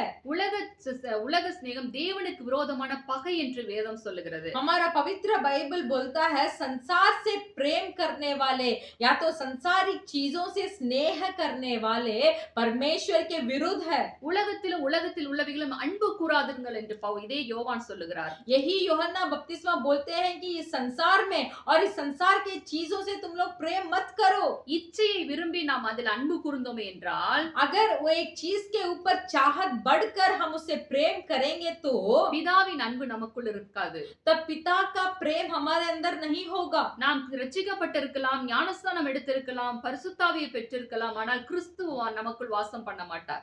देखिए अगर हम इस शारीरिक संसार के चीजों से प्रेम करेंगे, अगर हम बपतिस्मा लिए होंगे, पवित्र आत्मा को पाए होंगे, पाप क्षमा का निश्चय को पाए होंगे, ये सब चीज हमारा अंदर होकर भी अगर हम शारीरिक चीजों से प्रेम करेंगे तो इससे कोई फायदा नहीं है। ஹல்லேலூயா. हालेलुया। இப்படிப்பட்ட காரியங்களை விட்டு விலகு என்பதுதான் இந்த நாளில் நமக்கு எச்சரிப்பின் சத்தமாய் இருக்கிறது. तो देखिए आज का दिन में एक चेतावनी का आवाज हमारे पास ये है कि हम सुनने जा रहे हैं कि ये सब शारीरिक काम हमसे दूर होना चाहिए। இந்த காரியங்களே நம்முடைய வாழ்க்கையில திரும்ப திரும்ப செய்து கொண்டிருப்போமேயானால் ஆக்கினை தீர்ப்புக்கு ஆளாவோம். देखिए अगर यही जो बोला गया पाप में हम फिर से फंस कर या उसी पाप के दलदल में हम पड़े रहेंगे तो जरूर परमेश्वर का न्याय हमारे ऊपर होगा। ஹல்லேலூயா. हालेलुया। பழைய ஏற்பாட்டுல ஒரு மனுஷனை குறித்து நாம் பார்க்கும் பொழுது पुराना नियम में एक मनुष्य के बारे में अगर हम देखेंगे, சிம்சோனுடைய வாழ்க்கையை நாம் பார்த்தோமே என்றால் सिमसोन के जीवन अगर हम देखेंगे, நியாயாதிபதிகள் புஸ்தகம் 13வது அதிகாரத்துல இருந்து அவருடைய வாழ்க்கை சரிதை கொடுக்கப்பட்டிருக்கிறது. देखिए न्यायों का पुस्तक का 13 अध्याय में उसका जीवन हमें बताया गया है। இந்த சிம்சோன் என்பவன் அவன் பெலிஸ்தியர் கையிலிருந்து இஸ்ரவேலை மீட்கும்படியாய் கூட தேவனால் நியமிக்கப்பட்ட ஒரு நியாயாதிபதி. देखिए ये सिमसोन जो है वो इजराइली लोगों को पलिस्तियों के हाथ से छुड़ाने के लिए परमेश्वर के द्वारा नियम किया गया एक व्यक्ति है। ஆனால் அவன் செய்த காரியங்களை எல்லாம் பார்க்கும் பொழுது அவன் தேவன் எதற்காக அவனை நியமித்தாரோ அந்த காரியத்திற்கு விரோதமாய் செய்கிறவனாய் காணப்படுகிறான். देखिए फिर भी शिमशोन जो काम करते थे वो काम को देखते समय वो सब परमेश्वर का विरुद्ध था। கர்த்தருடைய ஆவியானவர் அவன் மேல் எப்போதும் பலமாய் இறங்குகிறவராய் காணப்பட்டார். परमेश्वर पवित्र आत्मा सिमसोन के ऊपर बहुत सामर्थ से ठहरे थे। அந்த ஆவியானவர் இறங்கியதனுடைய காரணம் என்னவென்றால் பெலிஸ்தியரை முற்றிலுமாய் அவன் அழித்து போட வேண்டும் என்பதற்காக. सिमसोन के ऊपर पवित्र आत्मा थे, इसके कारण था कि इजरायली लोगों को उस पलिस्तियों के हाथों से छुड़ाने के இந்த लिए। பெலிஸ்தியர்கள் இஸ்ரவேலுக்கு எப்போதுமே ஒரு முள்ளாய் இருந்தார்கள். देखिए ये पलिस्तियों जो थे वो इजरायलियों के लिए कांटा बनकर थे। இந்த சிம்சோனுடைய காலத்திலே இந்த பெலிஸ்தியர்களை முற்றிலுமாய் அழித்து போட வேண்டும் என்பதுதான் தேவனுடைய சித்தம். तो देखिए परमेश्वर का सिद्ध ये था कि ये सिमसोन के दिनों में इस पलिस्तियों को पूरे से पूरा मिटा देना चाहिए। ஆனால் இந்த சிம்சோன் செய்த காரியம் என்னவென்றால் ஆவியானவர் அவன் மேல் இறங்கும் போதெல்லாம் அவன் தன்னுடைய சுய காரியத்தை நிறைவேற்றுவதற்கு தான் அதை பயன்படுத்தி கொண்டானே ஒழிய. तो देखिए यहाँ क्या होता है, सिमसोन में जब सिमसोन के अंदर पवित्र आत्मा आते थे, उस पवित्र आत्मा के सामर्थ के द्वारा सिमसोन ने अपना खुद का काम, अपना स्वयं का चीजों को पूरा करने लगा। பெலிஸ்தியர்களை அவன் முற்றிலுமாய் அழித்து போட்டதாக நாம் எங்குமே பார்க்க முடியவில்லை. तो हम कहीं भी हमारे बाइबल में नहीं देख सकते कि सिमसोन ने पूरे से पूरा पलिस्तियों को मिटा दिया। அது மாத்திரமல்ல, सिर्फ वही नहीं, அவனை நஸ்ரேயன் விரதத்துக்குரியவனாய் தேவன் அழைத்திருந்தார். तो देखिए सिमसोन को परमेश्वर ने अपना बाल नहीं काटना चाहिए और दारू नहीं पीना चाहिए, इसके लिए सिमसोन को परमेश्वर ने बुलाया था। நஸ்ரேய விரதத்திற்கு அழைக்கப்பட்டான். 13:5. तो देखिए 5वां अध्याय में बोला गया है कि क्योंकि उसके सिर पर छुरा ना होगा और नाजरी रहेगा, परमेश्वर का नाजरी रहेगा, इसीलिए सिमसोन को बुलाए थे। அப்படிப்பட்ட விரதத்தை உடையவன், तो देखिए ऐसे परमेश्वर ने उसको बोला था कि तू परमेश्वर का नासरी रहेगा। அவன் திராட்சை செடியில் உள்ள எந்த காரியத்தையும் புசிக்க கூடாது. इसीलिए देखिए उसको उस अंगूर के पेड़ से कोई फल उसको नहीं खाना है। அவன் மதுபானத்துக்கு விலகி இருக்க வேண்டும். और वो दारू को नहीं पीना है। அவன் தலையில் சவரன் கத்தி படக்கூடாது. और उसके सर पर छुरा नहीं होना चाहिए। பிரேத தண்டியில் போக கூடாது. और वो जो मरे हुए लाश है उसके पास उसको नहीं जाना चाहिए। தன்னை எந்த விதத்திலும் தீட்டுப்படுத்தாதபடிக்கு தன்னை பரிசுத்தமாய் காத்துக்கொள்ள வேண்டும். किसी चीज उसको खराब ना करे, अपने आप को उसको पवित्र से रहना चाहिए। ஆனால் இப்படிப்பட்ட அந்த பிரமாணத்தை நம் சிம்சோன் என்பவன் மீறுகிறவனாய் காணப்பட்டான். तो देखिए परमेश्वर ने उसके लिए जो व्यवस्था बनाकर दिया था, उस व्यवस्था को सिमसोन ने पार किया या तो उसका विरोध काम किया। மாம்ச சிந்தை மரணம் என்று நாம் அங்க வாசித்தோம். हमने रोमियो 8वां अध्याय में हमने पढ़ा था कि शारीरिक रूप से तौर से जो चलते हैं उनको मृत्यु है। ஆவிக்குரியவனாய் அழைக்கப்பட்ட இந்த சிம்சோன், देखिए आत्मिक तौर से बुलाया गया ये सिमसोन, தேவன் அவனை ஆவியினால் நிரப்பி வைத்திருந்தார். परमेश्वर उसे पवित्र आत्मा से भरा था, வல்லமை உடையவனாய் ஆக்கி वो வைத்திருந்தார். बहुत सामर्थशाली था, ஆனால் फिर भी ஆவிக்குரிய நிலையில் பல பெரிய தவறுகளை செய்த நிமித்தம் वो आत्मिक तौर से बहुत गलत काम किया। ஆவிக்குரிய வீழ்ச்சியும் சரீர மரணத்தையும் அவன் அடைகிறவனாய் காணப்படுகிறான். तो देखिए आत्मा की स्थिति में वो बहुत नीचे चल गया தேவனுடைய और शारीरिक तौर से एक मृत्यु को पाया। தேவனுடைய கட்டளைகளுக்கு முக்கியத்துவம் கொடுக்காதவனாய் மாறி போகிறான். परमेश्वर का आज्ञाओं को उसने प्रधान काम नहीं दिया। கலப்பு திருமணம் செய்யக்கூடாது என்பது தேவனுடைய நியமம். परमेश्वर का नियम ये था कि एक मिलावट का शादी नहीं करना है। ஆனால் பெலிஸ்தியருடைய கூட்டத்திலே போய் அவன் பெண்ணை தேடுகிறவனாய் फिर காணப்படுகிறான். भी देखिए उस फलिस्तियों के भीड़ के अंदर जाकर अपना शादी करने के लिए एक लड़की ढूंढता है। தெலிலாள் என்கிற ஒரு பெண்ணிடத்திலே போய் அவன் விபச்சாரம் செய்கிறவனாய் காணப்படுகிறான். देखिए दलीलाल बोलकर एक स्त्री के पास जाकर उसने व्यभिचार किया। 16:3 வந்து வாசிக்கிறோம், ஒரு வேசியின் வீட்டிற்குள் பிரவேசிக்கிறான். देखिए वही न्यायों की पुस्तक 16 अध्याय का 3 वचन में हम पढ़ सकते हैं कि एक वैश्य के घर में वो प्रवेश करता है। இப்படி பலதரப்பட்ட காரியங்களை அவன் மீறி செய்கிறவனாய் காணப்படுகிறான். तो देखिए ये सिमसोन ऐसे बहुत सारे बुरे कामों को करता है। இதன் நிமித்தம் பரிசுத்த ஆவியானவருடைய பலம் அவனை விட்டு போய் விடுகிறது. तो ये पाप ये पाप ऐसे दोबारा करता है। इसमें क्या होता है, उसके अंदर जो पवित्र आत्मा थे उनका सामर्थ उससे निकल जाता है। கர்த்தர் தன்னை விட்டு விலகினதை அறியாமல் அவன் முன் போல எழுந்து போகிறான், பெலிஸ்தரை நான் அழித்து போடுவேன் என்று. तो देखिए परमेश्वर का पवित्र आत्मा का सामर्थ उससे बाहर हो चुका बोलकर उसको मालूम ही नहीं था।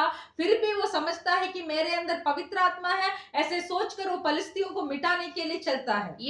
என்னைக்கு வேசியின் இடத்தில் தன்னுடைய இருதயத்தை முழுவதும் திறந்து காட்டினானோ, देखिए जब वो वैश्य के पास अपने हृदय को खुल्लम खुला दिखा देता है, தேவன் தண்டத்தில் இந்த ரகசியத்தை சொன்னானோ, जब वो बता देता है अब उसके जीवन में परमेश्वर का गुप्त का चीज जो था, वो गुप्त का चीज को जब उस वैश्य के पास बता देता है, மாம்ச கிரியைகளுக்கு தன்னை முழுவதுமாய் விற்று போட்டானோ, देखिए शारीरिक चीज के लिए अपने आप को पूरे से पूरे तरीका भीग देता है। அப்பொழுதே ஆவியானுடைய பலம் அவனை விட்டு போய்விட்டது. जब ये काम वो करता है, शारीरिक का इतना बुरा काम वो करता है, तब पवित्र परमेश्वर आत्मा उससे बाहर निकलते கர்த்தருடைய हैं। ஆவியான அவன் மேல் வந்து இறங்கின போதெல்லாம் பலமான காரியங்களை செய்தான். देखिए जब पवित्र परमेश्वर आत्मा उसके अंदर आते हैं तो वो बहुत भयंकर काम करता था। அதையெல்லாம் தன்னுடைய சுய இச்சைகளை நிறைவேற்றுவதற்கு ஆவியானவரை யூஸ் பண்ணான். तो देखिए अपना स्वयं का इच्छाओं को,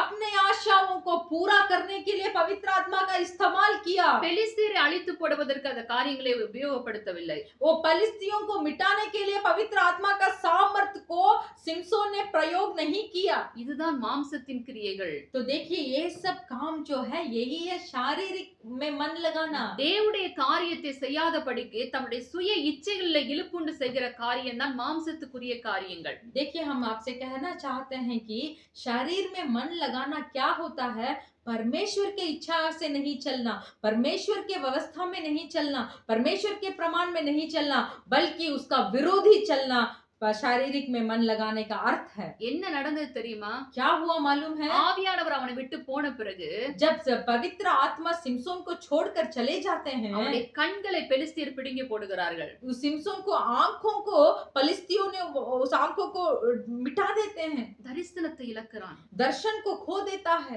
வெண்கல சங்கிலியினாலே அவனுடைய கையை கட்டி சிறைச்சாலையிலே கொண்டு போய் போடுகிறார்கள். देखिए एक क्या बोलते हैं, एक रस्सी है जो लोहे से बनाया जाता है ना, वो रस्सी से उसको बांध कर फलिस्तीय लोग उसको लेके चलते हैं। தன்னுடைய சுயாதீனத்தை இழக்கிறான். अपने गर्व को वो खो देता है। அடுத்து பார்க்க சிறைச்சாலையிலே மாவரைக்க விடுகிறார்கள். तो देखिए उसको चक्की पिसाने देते हैं।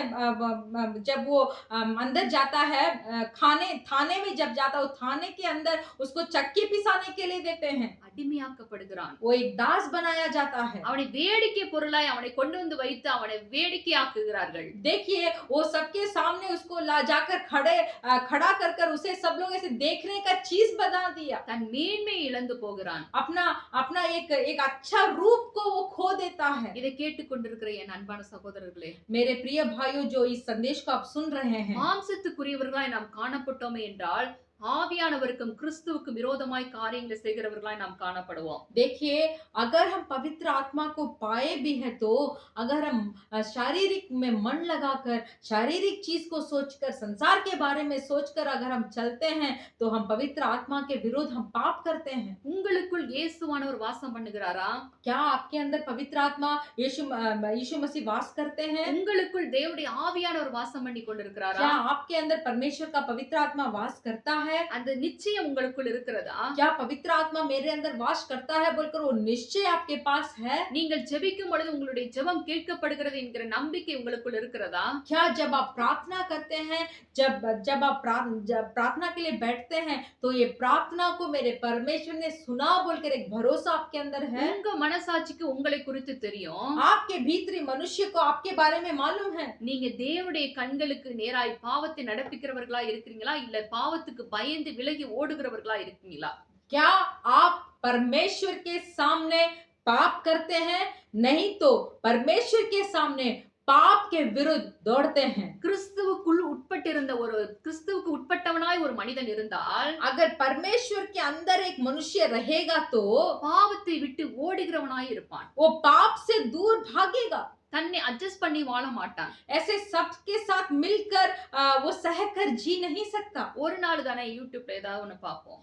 एक दिन तो है यूट्यूब में हम कुछ काम को ஒரு देखेंगे, நாள் தானே ஒரு நாளைக்கு இப்படி நம்ம வந்து கொஞ்சம் ட்ரிங்க்ஸ் எடுத்துக்கலாம். तो एक ही दिन तो है चलो थोड़ा दारू तो पी लेते हैं, ஒரு நாள் தானே கொஞ்சம் அப்படியே பான் பராக் அந்த மாதிரி ஏதாவது கொஞ்சம் எடுத்துக்கலாம். तो एक ही दिन तो है हम थोड़ा पान पराग या तो तंबूका ऐसे कुछ को हम खा लेते हैं। ஹல்லேலூயா. हालेलुया। இதெல்லாம் தேவனுக்கு விரோதமான பகை பாவமாய் இருக்கிறது. ये सब परमेश्वर के व्यवस्था के विरुद्ध और परमेश्वर का विरोध किया जाना पाप है। பாவம்னா பாவம் தான். சின்னது பெருசு எல்லாமே அதுக்கு பேரு பாவம் தான். पाप पाप ही होता है, पाप में छोटा बड़ा नहीं होता। கண்களில் பார்த்தாலே நீ பாவம் செய்றேன்னு இயேசு கிறிஸ்து சொன்னாரு. यीशु मसीह बोलते हैं अगर तू एक आंखों में एक बुरा काम को देखता है तो पाप है। ஒரு ஸ்திரியை நீ இச்சையோட பார்த்தா உன் கண்கள்ல நீ விபச்சாரம் செஞ்சிட்டேன்னு சொல்றாரு. यीशु मसीह बोलते हैं अगर तू इस आंखों में से कोई भी स्त्री को इच्छा या चाहत के साथ देखता है तो वो पाप है, व्यभिचार है। நாம் கிறிஸ்துவுக்கு உட்பட்டவர்களா இருந்தால், अगर हम परमेश्वर के साथ चलने वाले होंगे நம்முடைய கண்கள் நம்முடைய மாமிசத்தின் காரியங்கள் எல்லாம் தேவனுக்கு பிரியமாய் செய்யக்கூடியதாய் காணப்பட வேண்டும். तो हमारा आंखें हमारे सब शरीर के अंग परमेश्वर का प्रीतियों का काम करना चाहिए। ஹல்லேலூயா. हालेलुया। பன்றி குட்டிக்கும் ஆட்டுக்குட்டிக்கும் உள்ள சுபாவத்தை நீங்க பார்க்கும் பொழுது, देखिए सुअर और मेमने के स्वभाव को अगर आप देखेंगे, ஒரு பன்னிக்குட்டியை நம்ம என்னதான் குளிப்பாட்டி நடு வீட்டுக்குள்ள வச்சாலும், देखिए सुअर को आप जितना भी नहलाकर घर के अंदर रखेंगे भी तो ஆனா அது சேத்துக்குள்ள போய் விழுந்து அது வந்து புரண்டு இருக்கிறதுக்கு தான் அது விரும்பும். फिर भी देखिए वो जाकर गलीजियों के अंदर या तो कीचड़ के अंदर ही जाकर रहने के लिए वो उसको अच्छा लगता है। அதாவது சாக்கடைக்குள்ள போய் படுத்து கிடக்க தான் அது விரும்பும். देखिए वो कीचड़ के अंदर जाकर ही उसको रहना अच्छा लगता है। ஆனால் ஒரு ஆட்டுக்குட்டியுடைய சுபாவத்தை நீங்க பார்க்கும் பொழுது, फिर भी देखिए एक बकरी का एक स्वभाव को देखिए, அதனுடைய மேல ஒரு சின்னோண்டு ஒரு சகதி பட்டாலும் கூட देखिए उसके ऊपर कुछ भी एक गंदा हो गया, वो कीचड़ लग गया तो அது அந்த செவுத்துல போய் தடவி தடவி அது எடுக்கிறதுக்கு பிரயாசப்படும். तो देखिए वो आप देखे होंगे कि एक जो एक सुअर होता है उसमें जाकर वो अपने आप को घसीट कर वो गंदगी को बाहर निकालेगा। இதுதான் ஆவிக்குரியவனுக்கு மாம்சத்துக்குரியவனுக்குள்ள வித்தியாசம். तो इसी का अर्थ है, सॉरी वो देखिए वो बकरी क्या करता है, एक दीवार में जाकर अपने आप को घसीट कर वो गंदगी को बाहर करता है। इसी का मतलब है शारीरिक रूप में चलने वाला और आत्मिक रूप में चलने वाला। மாம்சத்துக்கு இடம் கொடுத்தோம்னா திரும்ப திரும்ப அந்த மாம்சத்திலேயே தான் நம்மளுடைய இருதயமும் நம்முடைய எல்லா மனதும் அதுக்குள்ளே போகிறதாய் காணப்படும். देखिए अगर हम शारीरिक चीज करने के लिए हम जगह देंगे तो तुरंत सब शारीरिक चीज गंदे कामों को करने पर ही हमारा मन लगेगा। சிம்சோனுடைய வாழ்க்கையில அதான் நடந்தது. திரும்ப திரும்ப அவன் மாம்சத்துக்கு இடம் கொடுக்கிறவனாய் காணப்பட்டான். तो देखिए सिमसोन का जीवन में भी यही हुआ, वो लगातार शारीरिक चीजें करने के लिए ही जगह देता था। அதனால தான் அவனுடைய மரணத்தை நீங்க பார்க்கும் பொழுது इसीलिए अगर आप सिमसोन का मृत्यु को देखना चाहते அவன் हैं, தனக்கு தானே மரித்து போகிறான். वो अपने आप मर जाता है। அதுதான் மாம்ச சிந்தை அவனுக்கு மரணத்தை கொண்டு வருகிறதாய் காணப்படுகிறது. इसीलिए देखिए शारीरिक में मन लगाना उसको मृत्यु को देता है। இந்த நாட்களில நாம் எச்சரிக்கையா இருக்க வேண்டியது அவசியம். इस दिनों में सावधान रहना बहुत आवश्यक है। ஆவிக்குரிய சிந்தையுடைய பிள்ளைகளா நாம் காணப்பட வேண்டியது மிக மிக அவசியமா இருக்கிறது. आत्मा में मन लगाकर जीना बहुत आवश्यक है। ரோமர் 8வது அதிகாரத்துல திரும்பவும் நம்ம வரும்போது रोमियो 8वां अध्याय में फिर से हम आते समय ஆவியின் சிந்தையோ ஜீவனும் சமாதானமுமாய் என்று तो சொல்லப்பட்டிருக்கிறது. यहाँ बोला गया है कि आत्मा में मन लगाना आनंद और मन लगा शांति मृत्यु जीवन और शांति है। ஆவியின்படி நடக்கிறவர்களுக்கு ஆக்கினை தீர்ப்பு இல்லை என்று முதல் வசனத்திலே வாசிக்கிறோம். तो उसका पहला वचन में हमने पढ़ा है कि जो कोई आत्मा के अनुसार चलता है उसे मृत्यु का दंड नहीं है। 4வது வசனத்துல चौथा वचन में ஆவியின்படி நடக்கிறவர்கள் நீதியை நிறைவேற்றுகிறவர்களாய் காணப்படுகிறார்கள். तो देखिए जो व्यक्ति आत्मा के अनुसार वो चलते हैं वो विधियों को पूरा करते हैं। அது என்ன நீதி என்று பார்க்கும் பொழுது वो धर्म का मतलब क्या है? ஞானஸ்தானம், தான தர்மம், உபவாசம், ஜெபம் இதெல்லாம் நிறைவேற்றுகிற பிள்ளைகளாய் காணப்படுவார்கள். तो देखिए जो कोई आत्मा में चलते हैं वो धर्म को पूरा करते हैं। वो धर्म का मतलब क्या है? बपतिस्मा लेना, दान और धर्म करना, और जो गरीब है उनको सब देना, ये सब एक तरीका है जिसमें से हम धर्मी को पूरा करते हैं। ஹல்லேலூயா. हालेलुया। ஆவிக்குரியவர்களை பார்க்கும் பொழுது ஆவிக்குரிய காரியங்களையே சிந்தித்துக் கொண்டிருப்பார்கள் என்று 5வது வசனத்துல तो வாசிக்கிறோம். 5वां वचन में हम देख सकते हैं जो कोई व्यक्ति आत्मिक बातों को आत्मा में चलता है वो आत्मिक बातों को ही सोचता है और करता है। நீங்க ஆவிக்குரியவர்களா மாம்சத்துக்குரியவர்களா? क्या आप आत्मिक से मन लगाकर जीते हैं या शरीर में मन लगाकर जीते நீங்க हैं? தேவனுக்கு பிரியமானதையே சிந்திக்கிறீங்களா? क्या आप परमेश्वर के प्रिय को ही सोचते हैं? தேவனுக்கு கோபம் மூட்டும்படியாய் கூட இல்ல நடந்து கொள்ளுகிறீர்களா? नहीं तो क्या परमेश्वर का क्रोध को आप भटकाते हैं? சண்டை, விரோதம், பகை, கோபம், எரிச்சல் இதெல்லாம் உங்களுக்குள்ள காணப்படுதா? क्या आपके अंदर झगड़ा, क्रोध, लुचपन, डाह, टोना ये सब चीजें हैं क्या? இதெல்லாம் விட்டு நம்ம வெளியில வந்துறது நமக்கு நல்லது. ये सब चीजों को छोड़कर हमें बाहर आना चाहिए। அதை நம்ம அப்படியே பிடித்து கொண்டிருப்போமேனா நாம் ஆவிக்குரிய பிள்ளைகளாய் மாற முடியாது.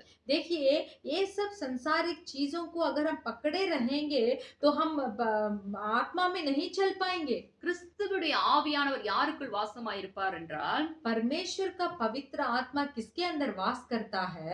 ஆவிக்குரியவர்களா இருக்கிறவர்களிடத்துல தான் அவர் வாசமாய் இருப்பார் என்று இங்க அதிகாரம் சொல்லுகிறது. तो यहाँ इस अध्याय में बताया गया है जो कोई व्यक्ति आत्मा में मन लगाकर जीता है उसके अंदर ही पवित्र आत्मा वास कर सकते हैं। ஹல்லேலூயா. हालेलुया। இந்த நாளிலே நீங்க ஒரு நிமிஷம் உங்களை சிந்தித்து பாருங்கள். तो आज के दिन एक पल थोड़ा सोच कर देखिए। நம்முடைய ஆண்டவராகிய இயேசு கிறிஸ்துவை நம்ம கவனித்து பார்க்கும்போது अगर हमारे परमेश्वर यीशु मसीह में अगर हम ध्यान कर देखेंगे அவர் நம்மை போல மாம்சத்துல வெளிப்பட்டார். वो हमारे तरह शरीर बनकर ही इस पृथ्वी पर आए। மாம்சத்தின்படி தாவீதின் சந்ததியிலே வந்து பிறந்தார். वो शारीरिक तौर से दाऊद के संतान में दाऊद के वंश में आए।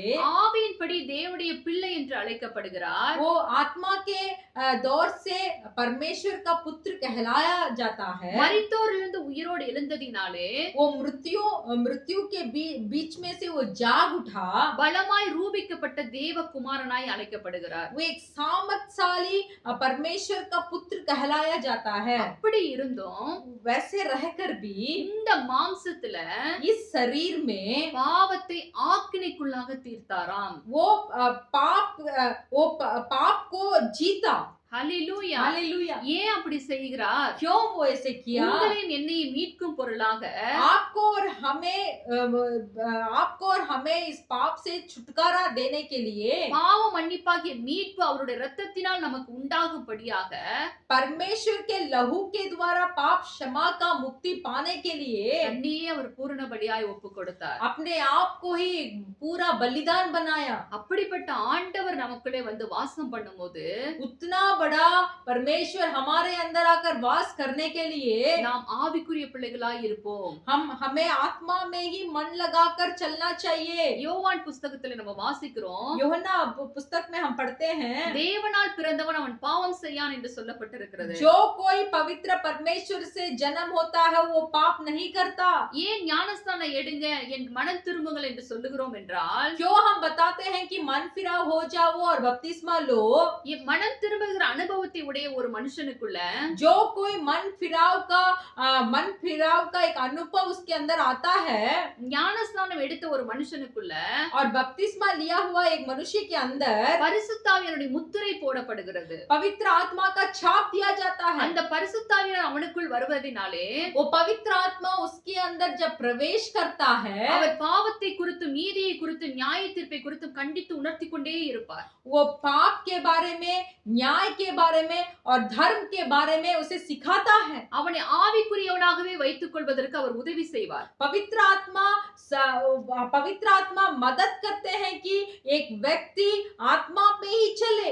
அதனால் தான் சொல்லுகிறோம், इसीलिए बोलते हैं, ஞானஸ்தானம் எடுக்க வேண்டும் என்கிற அந்த உபதேசத்துக்கு நீங்க கீழ்ப்படியுங்கள் என்று சொல்லுகிறோம். इसीलिए हम आपसे बोलते हैं कि जब बपतिस्मा लो बोलकर कहा जाता है तब उस उपदेश का आज्ञा पालन कीजिए। இயேசு கிறிஸ்துடைய மரணத்தின் சாயலில் நாம் இணைக்கப்பட வேண்டும், உயிர்த்தெழுதலின் சாயலும் இணைக்கப்பட வேண்டும். यीशु मसीह का मृत्यु का साया में भी हमें मिलना चाहिए और जी उठने का साया में भी हमें मिलना चाहिए। மாம்ச சிந்தை மரணத்தை கொண்டு வரும், शारीरिक में मन लगाना हमें मृत्यु को लेके आता है, ஆவியின் சிந்தையோ ஜீவனையும் சமாதானத்தை நமக்கு கொடுக்கும். फिर भी जब हम आत्मा में मन लगाकर चलते हैं तब वो हमें जीवन और समाधान शांति को देता है। இயேசு கிறிஸ்துவுக்குள் இணைக்கப்படும் போது जब हम यीशु मसीह में मिल जाते हैं மரணத்திலிருந்து உயிர்த்தெழக்கூடிய ஒரு காரியத்தை நமக்குள்ளே நடப்பிக்க முடியும்படியாக கூட செய்கிறார். मृत्यु से हम एक नया जीवन को पाने का एक अनुभव के अंदर में भी हमें ले जाते हैं। ஹalleluya. हालेलुया। நாம் மாம்சத்துக்குரியவர்களா இல்லாதபடிக்கு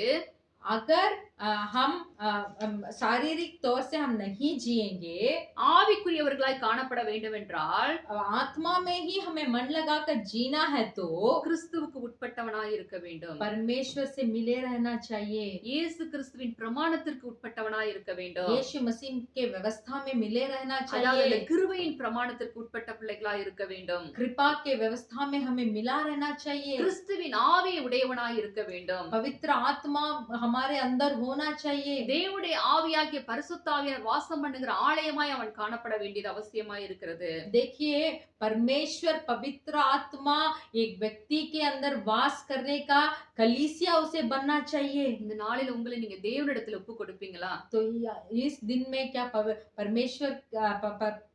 परमेश्वर पिता के सम्मुख में अपने आप को समर्पण करेंगे? நாம் பாவம் நிறைந்த உலகத்திலே வாழ்ந்து கொண்டிருக்கிறோம். हम एक पाप भरा हुआ संसार में हम जी रहे हैं। இந்த பாவம் நம்மை ஆண்டு கொள்ளாமல் இருக்க வேண்டும் என்றால் अगर ये पाप हमारे ऊपर जीत ना पाए கிறிஸ்து என்கிற அந்த பிரமாணத்துக்குள் வரும்போது அந்த கிருபை நம்மை காக்கிறது. तब देखिए, हम चाहते हैं कि मैं इस पाप को जीतना चाहता हूँ।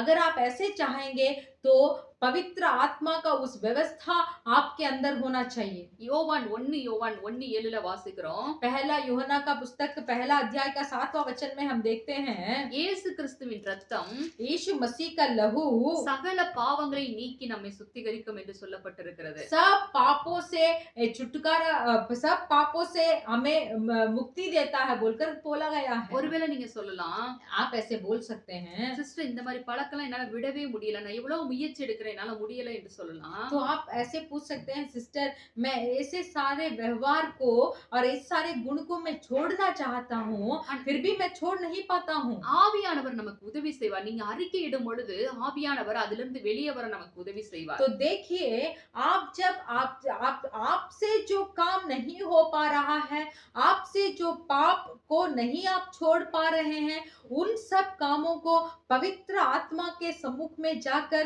जब आप परमेश्वर के सम्मुख में जाकर अगर आप बता देंगे, तो पवित्र आत्मा आपको मदद करेंगे वो सारे कामों से बाहर आने के लिए। ஹல்லேலூயா. हालेलुया। ஒவ்வொரு நாள் நாம் தேவ சமூகத்துக்கு கடந்து சென்று நம்முடைய பாவங்களை அறிக்கை செய்கிற பிள்ளைகளா இருக்க வேண்டும். देखिए, प्रतिदिन परमेश्वर के सम्मुख में हमें जाकर हमारे बातों, हमारे पापों को उनसे बता देना चाहिए। அறிக்கை செய்வது மாத்திரமல்ல, सिर्फ उसे बताना ही नहीं, அதிலிருந்து வெளியே வருவதற்கு தேவனுடைய உதவியை நாட வேண்டும். तो उस पाप से बाहर आने के लिए परमेश्वर के मदद को भी हमें पाना चाहिए। அத நான் முன்னாடி வாசித்தது போல, इसीलिए हमने पहले जैसे वचन को पढ़ा, தேவனுடைய ஆவி உங்களுக்குள் வாசமாய் இருந்தால், अगर परमेश्वर पवित्र आत्मा आपके अंदर वास करेंगे, நீங்கள் மாம்சத்துக்கு உட்பட்டவர்களா இல்லாமல் तब आप शारीरिक में मन लगाकर जी नहीं पाएंगे, ஆவிக்குட்பட்டவர்களா இருப்பீர்கள். आप आत्मा में मन लगाकर जिएंगे। கிறிஸ்து உங்களில் வாசமாய் இருந்தால், अगर यीशु मसीह आपके अंदर वास करेंगे, இந்த சரீரமானது பாவத்து நிமித்தம் மரித்தும், ये शरीर पाप के निमित्त मरेगा तो भी இந்த ஆவியானது ये आत्मा जो है நீதி நிமித்தம் ஜீவனுள்ளதுமாய் இருக்கும் என்று அதான் வாசித்தோம். तो धर्म के अनुसार वो जीवन प्राप्त करेगा बोलकर हमने पढ़ा। ஆவிக்கேற்றபடி நடக்க आत्मा में चलना, குமாரனும் ஆவியானவர் நமக்கு தேவன் கொடுத்திருக்கிறார். आत्मा में चलने के लिए, आत्मा में मन लगाकर चलने के लिए ही परमेश्वर ने हमें अपना पुत्र यीशु मसीह को और पवित्र आत्मा को दिया है। அவர்கள் இருவரும் நமக்குள் வாசம் பண்ணும்போது, वो दोनों जब हमारे अंदर वास करेंगे, அந்த பாவம் நமக்குள் இருப்பதற்கு அது இடம் கொடுக்காது. तो देखिए वो पाप वो हमारे शरीर के अंदर नहीं रह सकता। நம்மை பரிசுத்தத்துக்கு ஏதுவான பரிசுத்தத்திலே அது நடத்தி கொண்டு போகிறதாய் காணப்படும். तो देखिए, जब पवित्र आत्मा और यीशु मसीह हमारे अंदर वास करेंगे, तब हम पवित्र कामों को करने के लिए और आत्मा में मन लगाने के लिए ही हमें अच्छा से उकसाएंगे। ஒருவேளை நீங்க பாவம் செய்து நீங்க வந்து தோல்வி உற்றவர்களை போல காணப்படலாம். अगर ऐसा है कि आप पाप कर कर एक हार गए एक अनुभव में आप बैठे हैं, ஆனா நம்முடைய ஆண்டவருக்கு ஒரு பெயர் இருக்கிற, அவர் மன்னிக்க தயை பெருத்தவர். फिर भी देखिए हमारे परमेश्वर का एक नाम है, वो दयालु परमेश्वर है। நாம் அறிக்கையிட்டால் நம்முடைய பாவங்களை மன்னிக்க அவர் தயாளராய் காணப்படுகிறார். देखिए, जब हम परमेश्वर के सम्मुख में जाकर हमारे पापों को बता देते हैं, तब परमेश्वर हमें माफ करने वाले एक दयालु परमेश्वर है। இன்றே உங்களுடைய பாவங்களை உங்களுக்கு ஏதோ ஒரு காரியம் விட முடியாதபடிக்கு இன்னும் போராடி கொண்டிருந்தீங்கன்னா, अगर देखिए आज आपके जीवन में एक ऐसा बड़ा पाप या छोटा पाप जो आप उससे जीतना चाहते हैं, तो இந்த ஜெப வேளையிலே நீங்க உங்களை தேவனிடத்துல கொடுங்க. तो देखिए आप उस पापों से अगर जीतना चाहते हैं तो इस प्रार्थना के समय में आप परमेश्वर से उसको बताइए, ஆண்டவரே என் பாவங்களை மன்னிங்க. हे परमेश्वर मेरे पाप को क्षमा कर। அநேக நாட்களா இதுல இருந்து நான் வெளியே வர போராடி கொண்டிருக்கேன், ஆனா என்னால முடியல. बहुत दिन से मैं इस पाप से छुटकारा पाना चाहता हूँ, इस पाप से बाहर आने के लिए चाहता हूँ, फिर भी मुझसे नहीं होता। நாங்க இந்த வார்த்தையை கேட்டோம், நீங்க உதவி செய்வீங்க, அதுல இருந்து வெளியே வர உதவி செய்வீங்கன்னு நாங்க இந்த மெசேஜ்ல கேட்டோமே ஆண்டவரே. हे परमेश्वर, आज जो संदेश हमने सुना है, इसमें हमने सुना है कि अगर पाप को हम आपसे बताकर क्षमा पाना चाहेंगे, तो आप उस पाप क्षमा का निश्चय को हमें देंगे। எனக்கு உதவி செய்யுங்கப்பா. मुझे भी मदद कीजिए। இந்த பாவத்துல இருந்து நான் வெளியே வந்து பரிசுத்தமா வாழ விரும்புறேன். ये पाप को छोड़कर मैं बाहर आकर मैं पवित्रताई से जीना चाहता हूँ। இந்த அறிக்கையை தான் இயேசு கிறிஸ்து உங்களிலிருந்து எதிர்பார்க்கிறவராய் காணப்படுகிறார். तो देखिए ये बात आपके होठों से निकलना है, इसी को परमेश्वर भी चाहते हैं। அறிக்கை பண்ணுகிறவன் அவன் இரக்கத்தை பெற்றுக்கொள்கிறவனாய் காணப்படுகிறான். जो कोई पाप को परमेश्वर के सम्मुख में बताते हैं वो दया पाएगा। இயேசு கிறிஸ்து உங்களுக்கு விடுதலையை கொடுப்பார் அதிலிருந்து.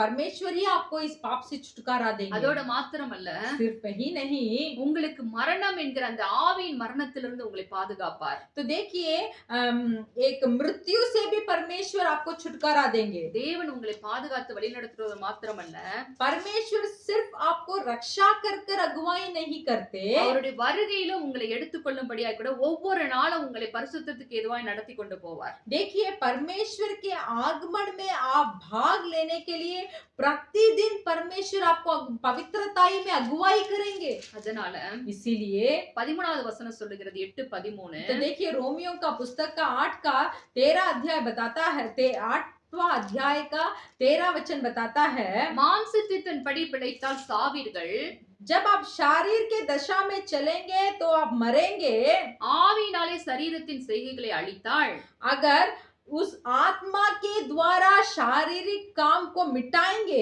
பிழைப்பீர்கள் என்று இங்கு சொல்லி வைத்திருக்கிறார். तब आप जिएंगे।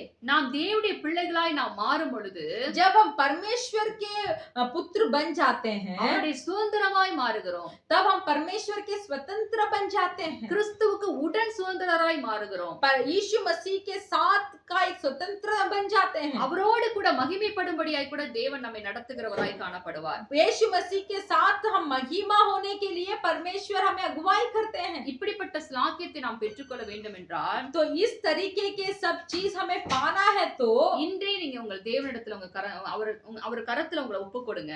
आज के दिन अपने आप को परमेश्वर के हाथों में समर्पण कीजिए। இயேசு கிறிஸ்து உங்களுக்குள் வந்து வாசம் பண்ணி உங்களை வழிநடத்த ஆரம்பித்து விடுவார். यीशु मसीह जब आप इस काम को करेंगे तब यीशु मसीह खुद आएंगे, आपको पाप क्षमा का निश्चय देंगे, छुटकारा देंगे और आपको अंत तक अगुवाई करेंगे। கிறிஸ்துவுக்குள் ஒருவன் உட்பட்டவனாய் காணப்பட்டால் अगर यीशु मसीह के साथ जो मिलकर चलता है அவன் மாம்சத்துக்கு உட்பட்டவனாய் இல்லாமல் वो शरीर में मन नहीं लगाता, அவன் ஆவிக்கு உட்பட்டவனாய் காணப்படுவான். वो आत्मा में मन लगाकर जीता है, அவனுக்கு ஆக்கினை தீர்ப்பு இல்லை என்று சொல்லப்பட்டபடி तो उसको दंड नहीं है, நீங்க நியாய தீர்ப்பு நாளில் இல்லாதபடிக்கு तब वो न्याय के दिन में आप खड़े नहीं होंगे, நீங்க நியாயம் தீர்க்கிறவர்களுடைய இடத்துல நிற்பீர்கள். आप जो न्याय करता है उसके साथ आप खड़े रहेंगे। அப்படிப்பட்ட ஸ்லாக்கியத்துக்குள்ள தேவன் உங்களை கொண்டு செல்வார். तो इतना अच्छा भाग में परमेश्वर आपको चलने के लिए मदद करेंगे। இந்த பூமியில நாம் அவருக்கு பிரியமாய் வாழும் பொழுது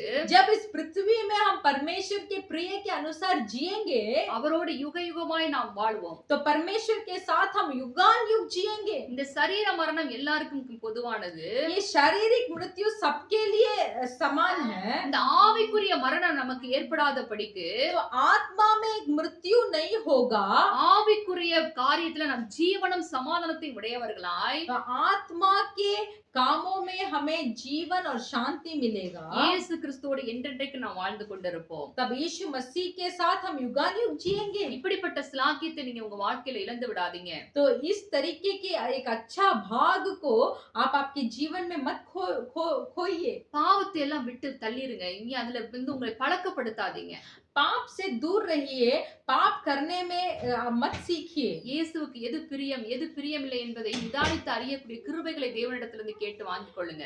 यीशु मसीह के लिए कौन सा काम करना अच्छा है, कौन सा बुरा है बोलकर इस तरीके को सीखना और इसमें एक मदद को आप परमेश्वर से आप पा सकते हैं। ஹல்லேலூயா. हालेलुया। ஆவியானவரும் உங்களுக்கு உதவி செய்வார். पवित्र आत्मा आपका मदद அவர்கள் करेंगे। இருவரும் வாசம் பண்ணும்போது जब यीशु मसीह और पवित्र आत्मा एक साथ वास करते हैं, பரிசுத்தமுள்ளவன் இன்னும் பரிசுத்தமாகட்டும் என்று சொன்ன வார்த்தையின்படியாய் கூட तब देखिए जब यीशु मसीह और पवित्र आत्मा एक साथ वास करते हैं तो पवित्र मनुष्य और भी पवित्र बनता है। நாம் இன்னும் பரிசுத்தமாகிக் கொண்டே இருப்போம். பரிசுத்தத்திலே பூரணப்பட்டு கொண்டே இருப்போம். तो देखिए हम और भी पवित्र बनेंगे और उस पवित्रताई में एक परिपूर्ण भाग को हम लेंगे। கிறிஸ்துடைய சாயலுக்கு ஒப்பான சாயலுடைய பிள்ளைகளாய் மாறி போவோம். देखिए परमेश्वर यीशु मसीह के छाया में हमारा छाया भी मिलकर हमें जीना அவருடைய चाहिए। வருகையிலே மனவாட்டியாய் நம்மை எடுத்துக்கொள்ளும்படியான கூட ஆயத்தம் நமக்குள் எப்போதும் காணப்படும். तो देखिए परमेश्वर यीशु मसीह का आगमन में एक दुल्हन के तरह हमें सजा रहना आवश्यक है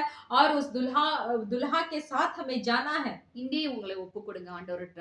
आज ही अपने आप को परमेश्वर के सम्मुख में आप समर्पण कीजिए। ஒருவேளை நீங்க சொல்லலாம், ऐसा आप बोल सकते हैं। நான் வார வாரம் ஆராதனைலாம் அட்டெண்ட் பண்றேன், मैं प्रति हफ्ता आराधना में भाग लेता हूँ, ஜெபிக்கிறேன். प्रार्थना करता हूँ। ஆனா இன்னும் அந்த ஞானஸ்தானங்கிற காரியத்துக்குள்ள நான் வரலைன்னு என்று நீங்க சொல்லலாம் ஒருவேளை. तो आप ऐसे बोल सकते हैं कि मैं बपतिस्मा पाने का अनुभव में अभी तक नहीं आया। மனம் திரும்புதல் அனுபவம்லாம் எனக்கு இல்லை என்று சொல்லலாம். आप बोल सकते हैं मन फिराव क्या होता है, मन फिराव का अनुभव कैसा होता है। விசுவாசம் உள்ளவனாகி ரட்சிக்கப்பட்ட அனுபவம்லாம் எனக்கு கிடையாது. विश्वास के साथ उद्धार पाने का अनुभव भी मुझे नहीं है। இப்படிப்பட்ட காரியத்தை உடையவர்களா நீங்க இருந்தீங்கன்னா अगर ये कार्य को आप समझ नहीं पा रहे हैं, அதை விட்டு நீங்க இன்னைக்கு வெளியே வரும்படியாய் கூட உங்களை கேட்டுக்கொள்கிறோம். तो ये निर्बुद्धि से बाहर आपको आना चाहिए। மனம் திரும்புதல் அவசியம். मन फिराव होना आवश्यक है। பரலோக ராஜ்யம் சமீபமா இருக்கிறது, மனம் திரும்புங்கள் என்று நம்மை வந்து வேதம் அழைக்கிறது. हमें पवित्र बाइबल हमें ऐसे बुलाता है कि परमेश्वर का राज्य निकट है, मन फिराव हो जाओ। அப்படிப்பட்ட பிள்ளைகளை தான் இயேசு கிறிஸ்துவானவர் தன்னுடைய சாயலுக்குள் நடத்த ஆரம்பிப்பார். तो देखिए इस तरीके के मनुष्य को ही परमेश्वर अपने छाया में लेकर जाकर अगुवाई करते हैं। இன்றே உங்களை இயேசுவிட்ட ஒப்பு கொடுங்க. आज ही यीशु मसीह में अपने आप को समर्पण कीजिए। கர்த்தருக்கு சித்தமான அடுத்த மாதத்துல நமக்கு வந்து ஞானஸ்தான ஆராதனை இருக்கும். परमेश्वर का सिद्ध होगा तो अगले महीने भी हमें बपतिस्मा का आराधना होगा। இன்னும் ஞானஸ்தான உடன்படிக்கையில உங்களை இணைத்துக் கொள்ளவில்லை என்றால் और भी अगर बपतिस्मा का वाचा में कोई अपने आप को आप नहीं वाचा में अपने आप को नहीं बनाए हैं तो உங்களை அறிக்கை பண்ணுங்க, ஆண்டவரே என்னையும் அந்த உடன்படிக்கையில இணைத்துக் கொள்ளுங்கள் என்று சொல்லி அறிக்கை பண்ணுங்க. तो आप परमेश्वर से बोलिए, परमेश्वर इस बपतिस्मा का वाचा में मुझे भी मिला दीजिए। நீங்க ஞானஸ்தானம் எடுத்த பிறகுதான் கிறிஸ்துவும் ஆவியானவரும் உங்களுக்குள் வந்து வாசம் பண்ணுவார்கள். आप बपतिस्मा लेने के बाद ही यीशु मसीह और पवित्र आत्मा दोनों आपके अंदर आकर वास करेंगे। இந்த உலகத்தில் நடக்கிற எல்லா கேட்டுக்கும் அவர்கள் உங்களை விலக்கி காத்துக் கொள்ளுவார்கள். देखिए इस संसार में जितना भी बुरे काम में दुर्घटना हो रही है, ये सब चीजों से वो आपको रक्षा करेंगे। ஒன்று உங்களை சேதப்படுத்த முடியாதபடிக்கு தேவன் காத்துக் கொள்ளுவார். आपके आप में कोई नुकसान ना होगा, इस तरीके से यीशु मसीह आपका रक्षा करेंगे। கர்த்தருடைய கிருபை உங்களை சூழ்ந்து காத்துக்கொள்ளும். परमेश्वर का कृपा आपको घेर कर आपको रक्षा करेगा। அப்படிப்பட்ட ஒரு சந்தர்ப்பங்களை உங்களுக்கு கிடைக்கும் பொழுது நீங்க கண்டிப்பா அதற்கு உங்களை ஒப்பு கொடுங்கள். तो देखिए ऐसे बपतिस्मा लेने का कुछ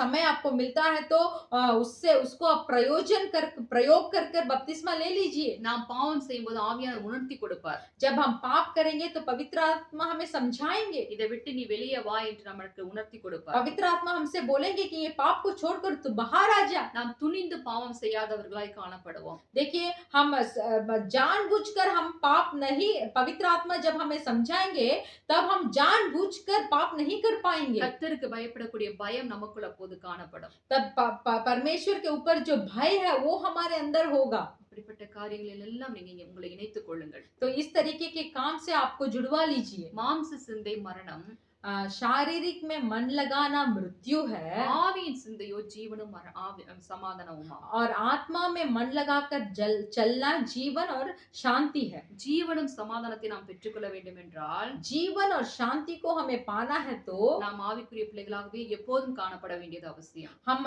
हमें ये आवश्यक है कि हमें आत्मा में मन लगाकर चलना। இந்த நாள் உங்களை ஒப்பு கொடுங்க. इस दिन में आपको समर्पण कीजिए। கர்த்தர் உங்கள் ஒவ்வொருவரையும் ஆசீர்வதிப்பார். परमेश्वर आपको आशीर्वाद करेंगे। சிஸ்டர் இப்ப ஜெபம் பண்ணும்போது உங்களை அறிக்கை பண்ணி ஒப்பு கொடுங்க. இப்படிப்பட்ட காரியங்களுக்கு जब கண்டிப்பா உங்களுடைய இருதயத்துல அவர் பேசுவார். जब बहन प्रार्थना करेगी तब आप अपने आप को परमेश्वर में समर्पण कर आप प्रार्थना कर सकते हैं। जरूर परमेश्वर आपको अगुवाई करेंगे। Hallelujah hallelujah.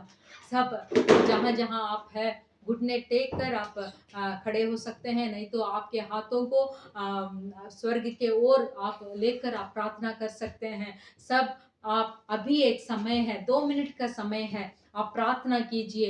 जो जो पाप हमने किया है जन्म होते ही, जब पाप के बारे में जब एक समझ हमारे अंदर आता है तब से लेकर अब तक जितने पाप हमने किया है, सिमसोन के अंदर वो पवित्र आत्मा है बोलकर उसको मालूम था, फिर भी जानबूझकर अपने इच्छा को पूरा करने के लिए, अपने आशाओं को पूरा करने के लिए उसने पाप किया। अगर ये आज इस स्थिति पे हम हैं, हमने बपतिस्मा बपतिस्मा लिया है, उद्धार पाया है और पवित्र आत्मा को भी स्वीकार किया है, ये सब पाकर भी अगर हम पाप में हैं, पाप को छोड़ नहीं पा रहे हैं, तो ये एक सही समय है। Hallelujah, hallelujah. सब अपने अपने मन में परमेश्वर से बात कीजिए। हालेलुया, बात कीजिए। हाँ परमेश्वर, इस जगह पे मैंने पाप किया है, इस जगह पे मुझे मालूम था कि ये पाप को मुझे नहीं करना है, ये जगह पे मुझे मालूम था कि जो पाप मैं करने जा रहा हूँ, ये पाप से मेरा परमेश्वर का हृदय दुख होगा, पवित्र आत्मा का हृदय दुख होगा।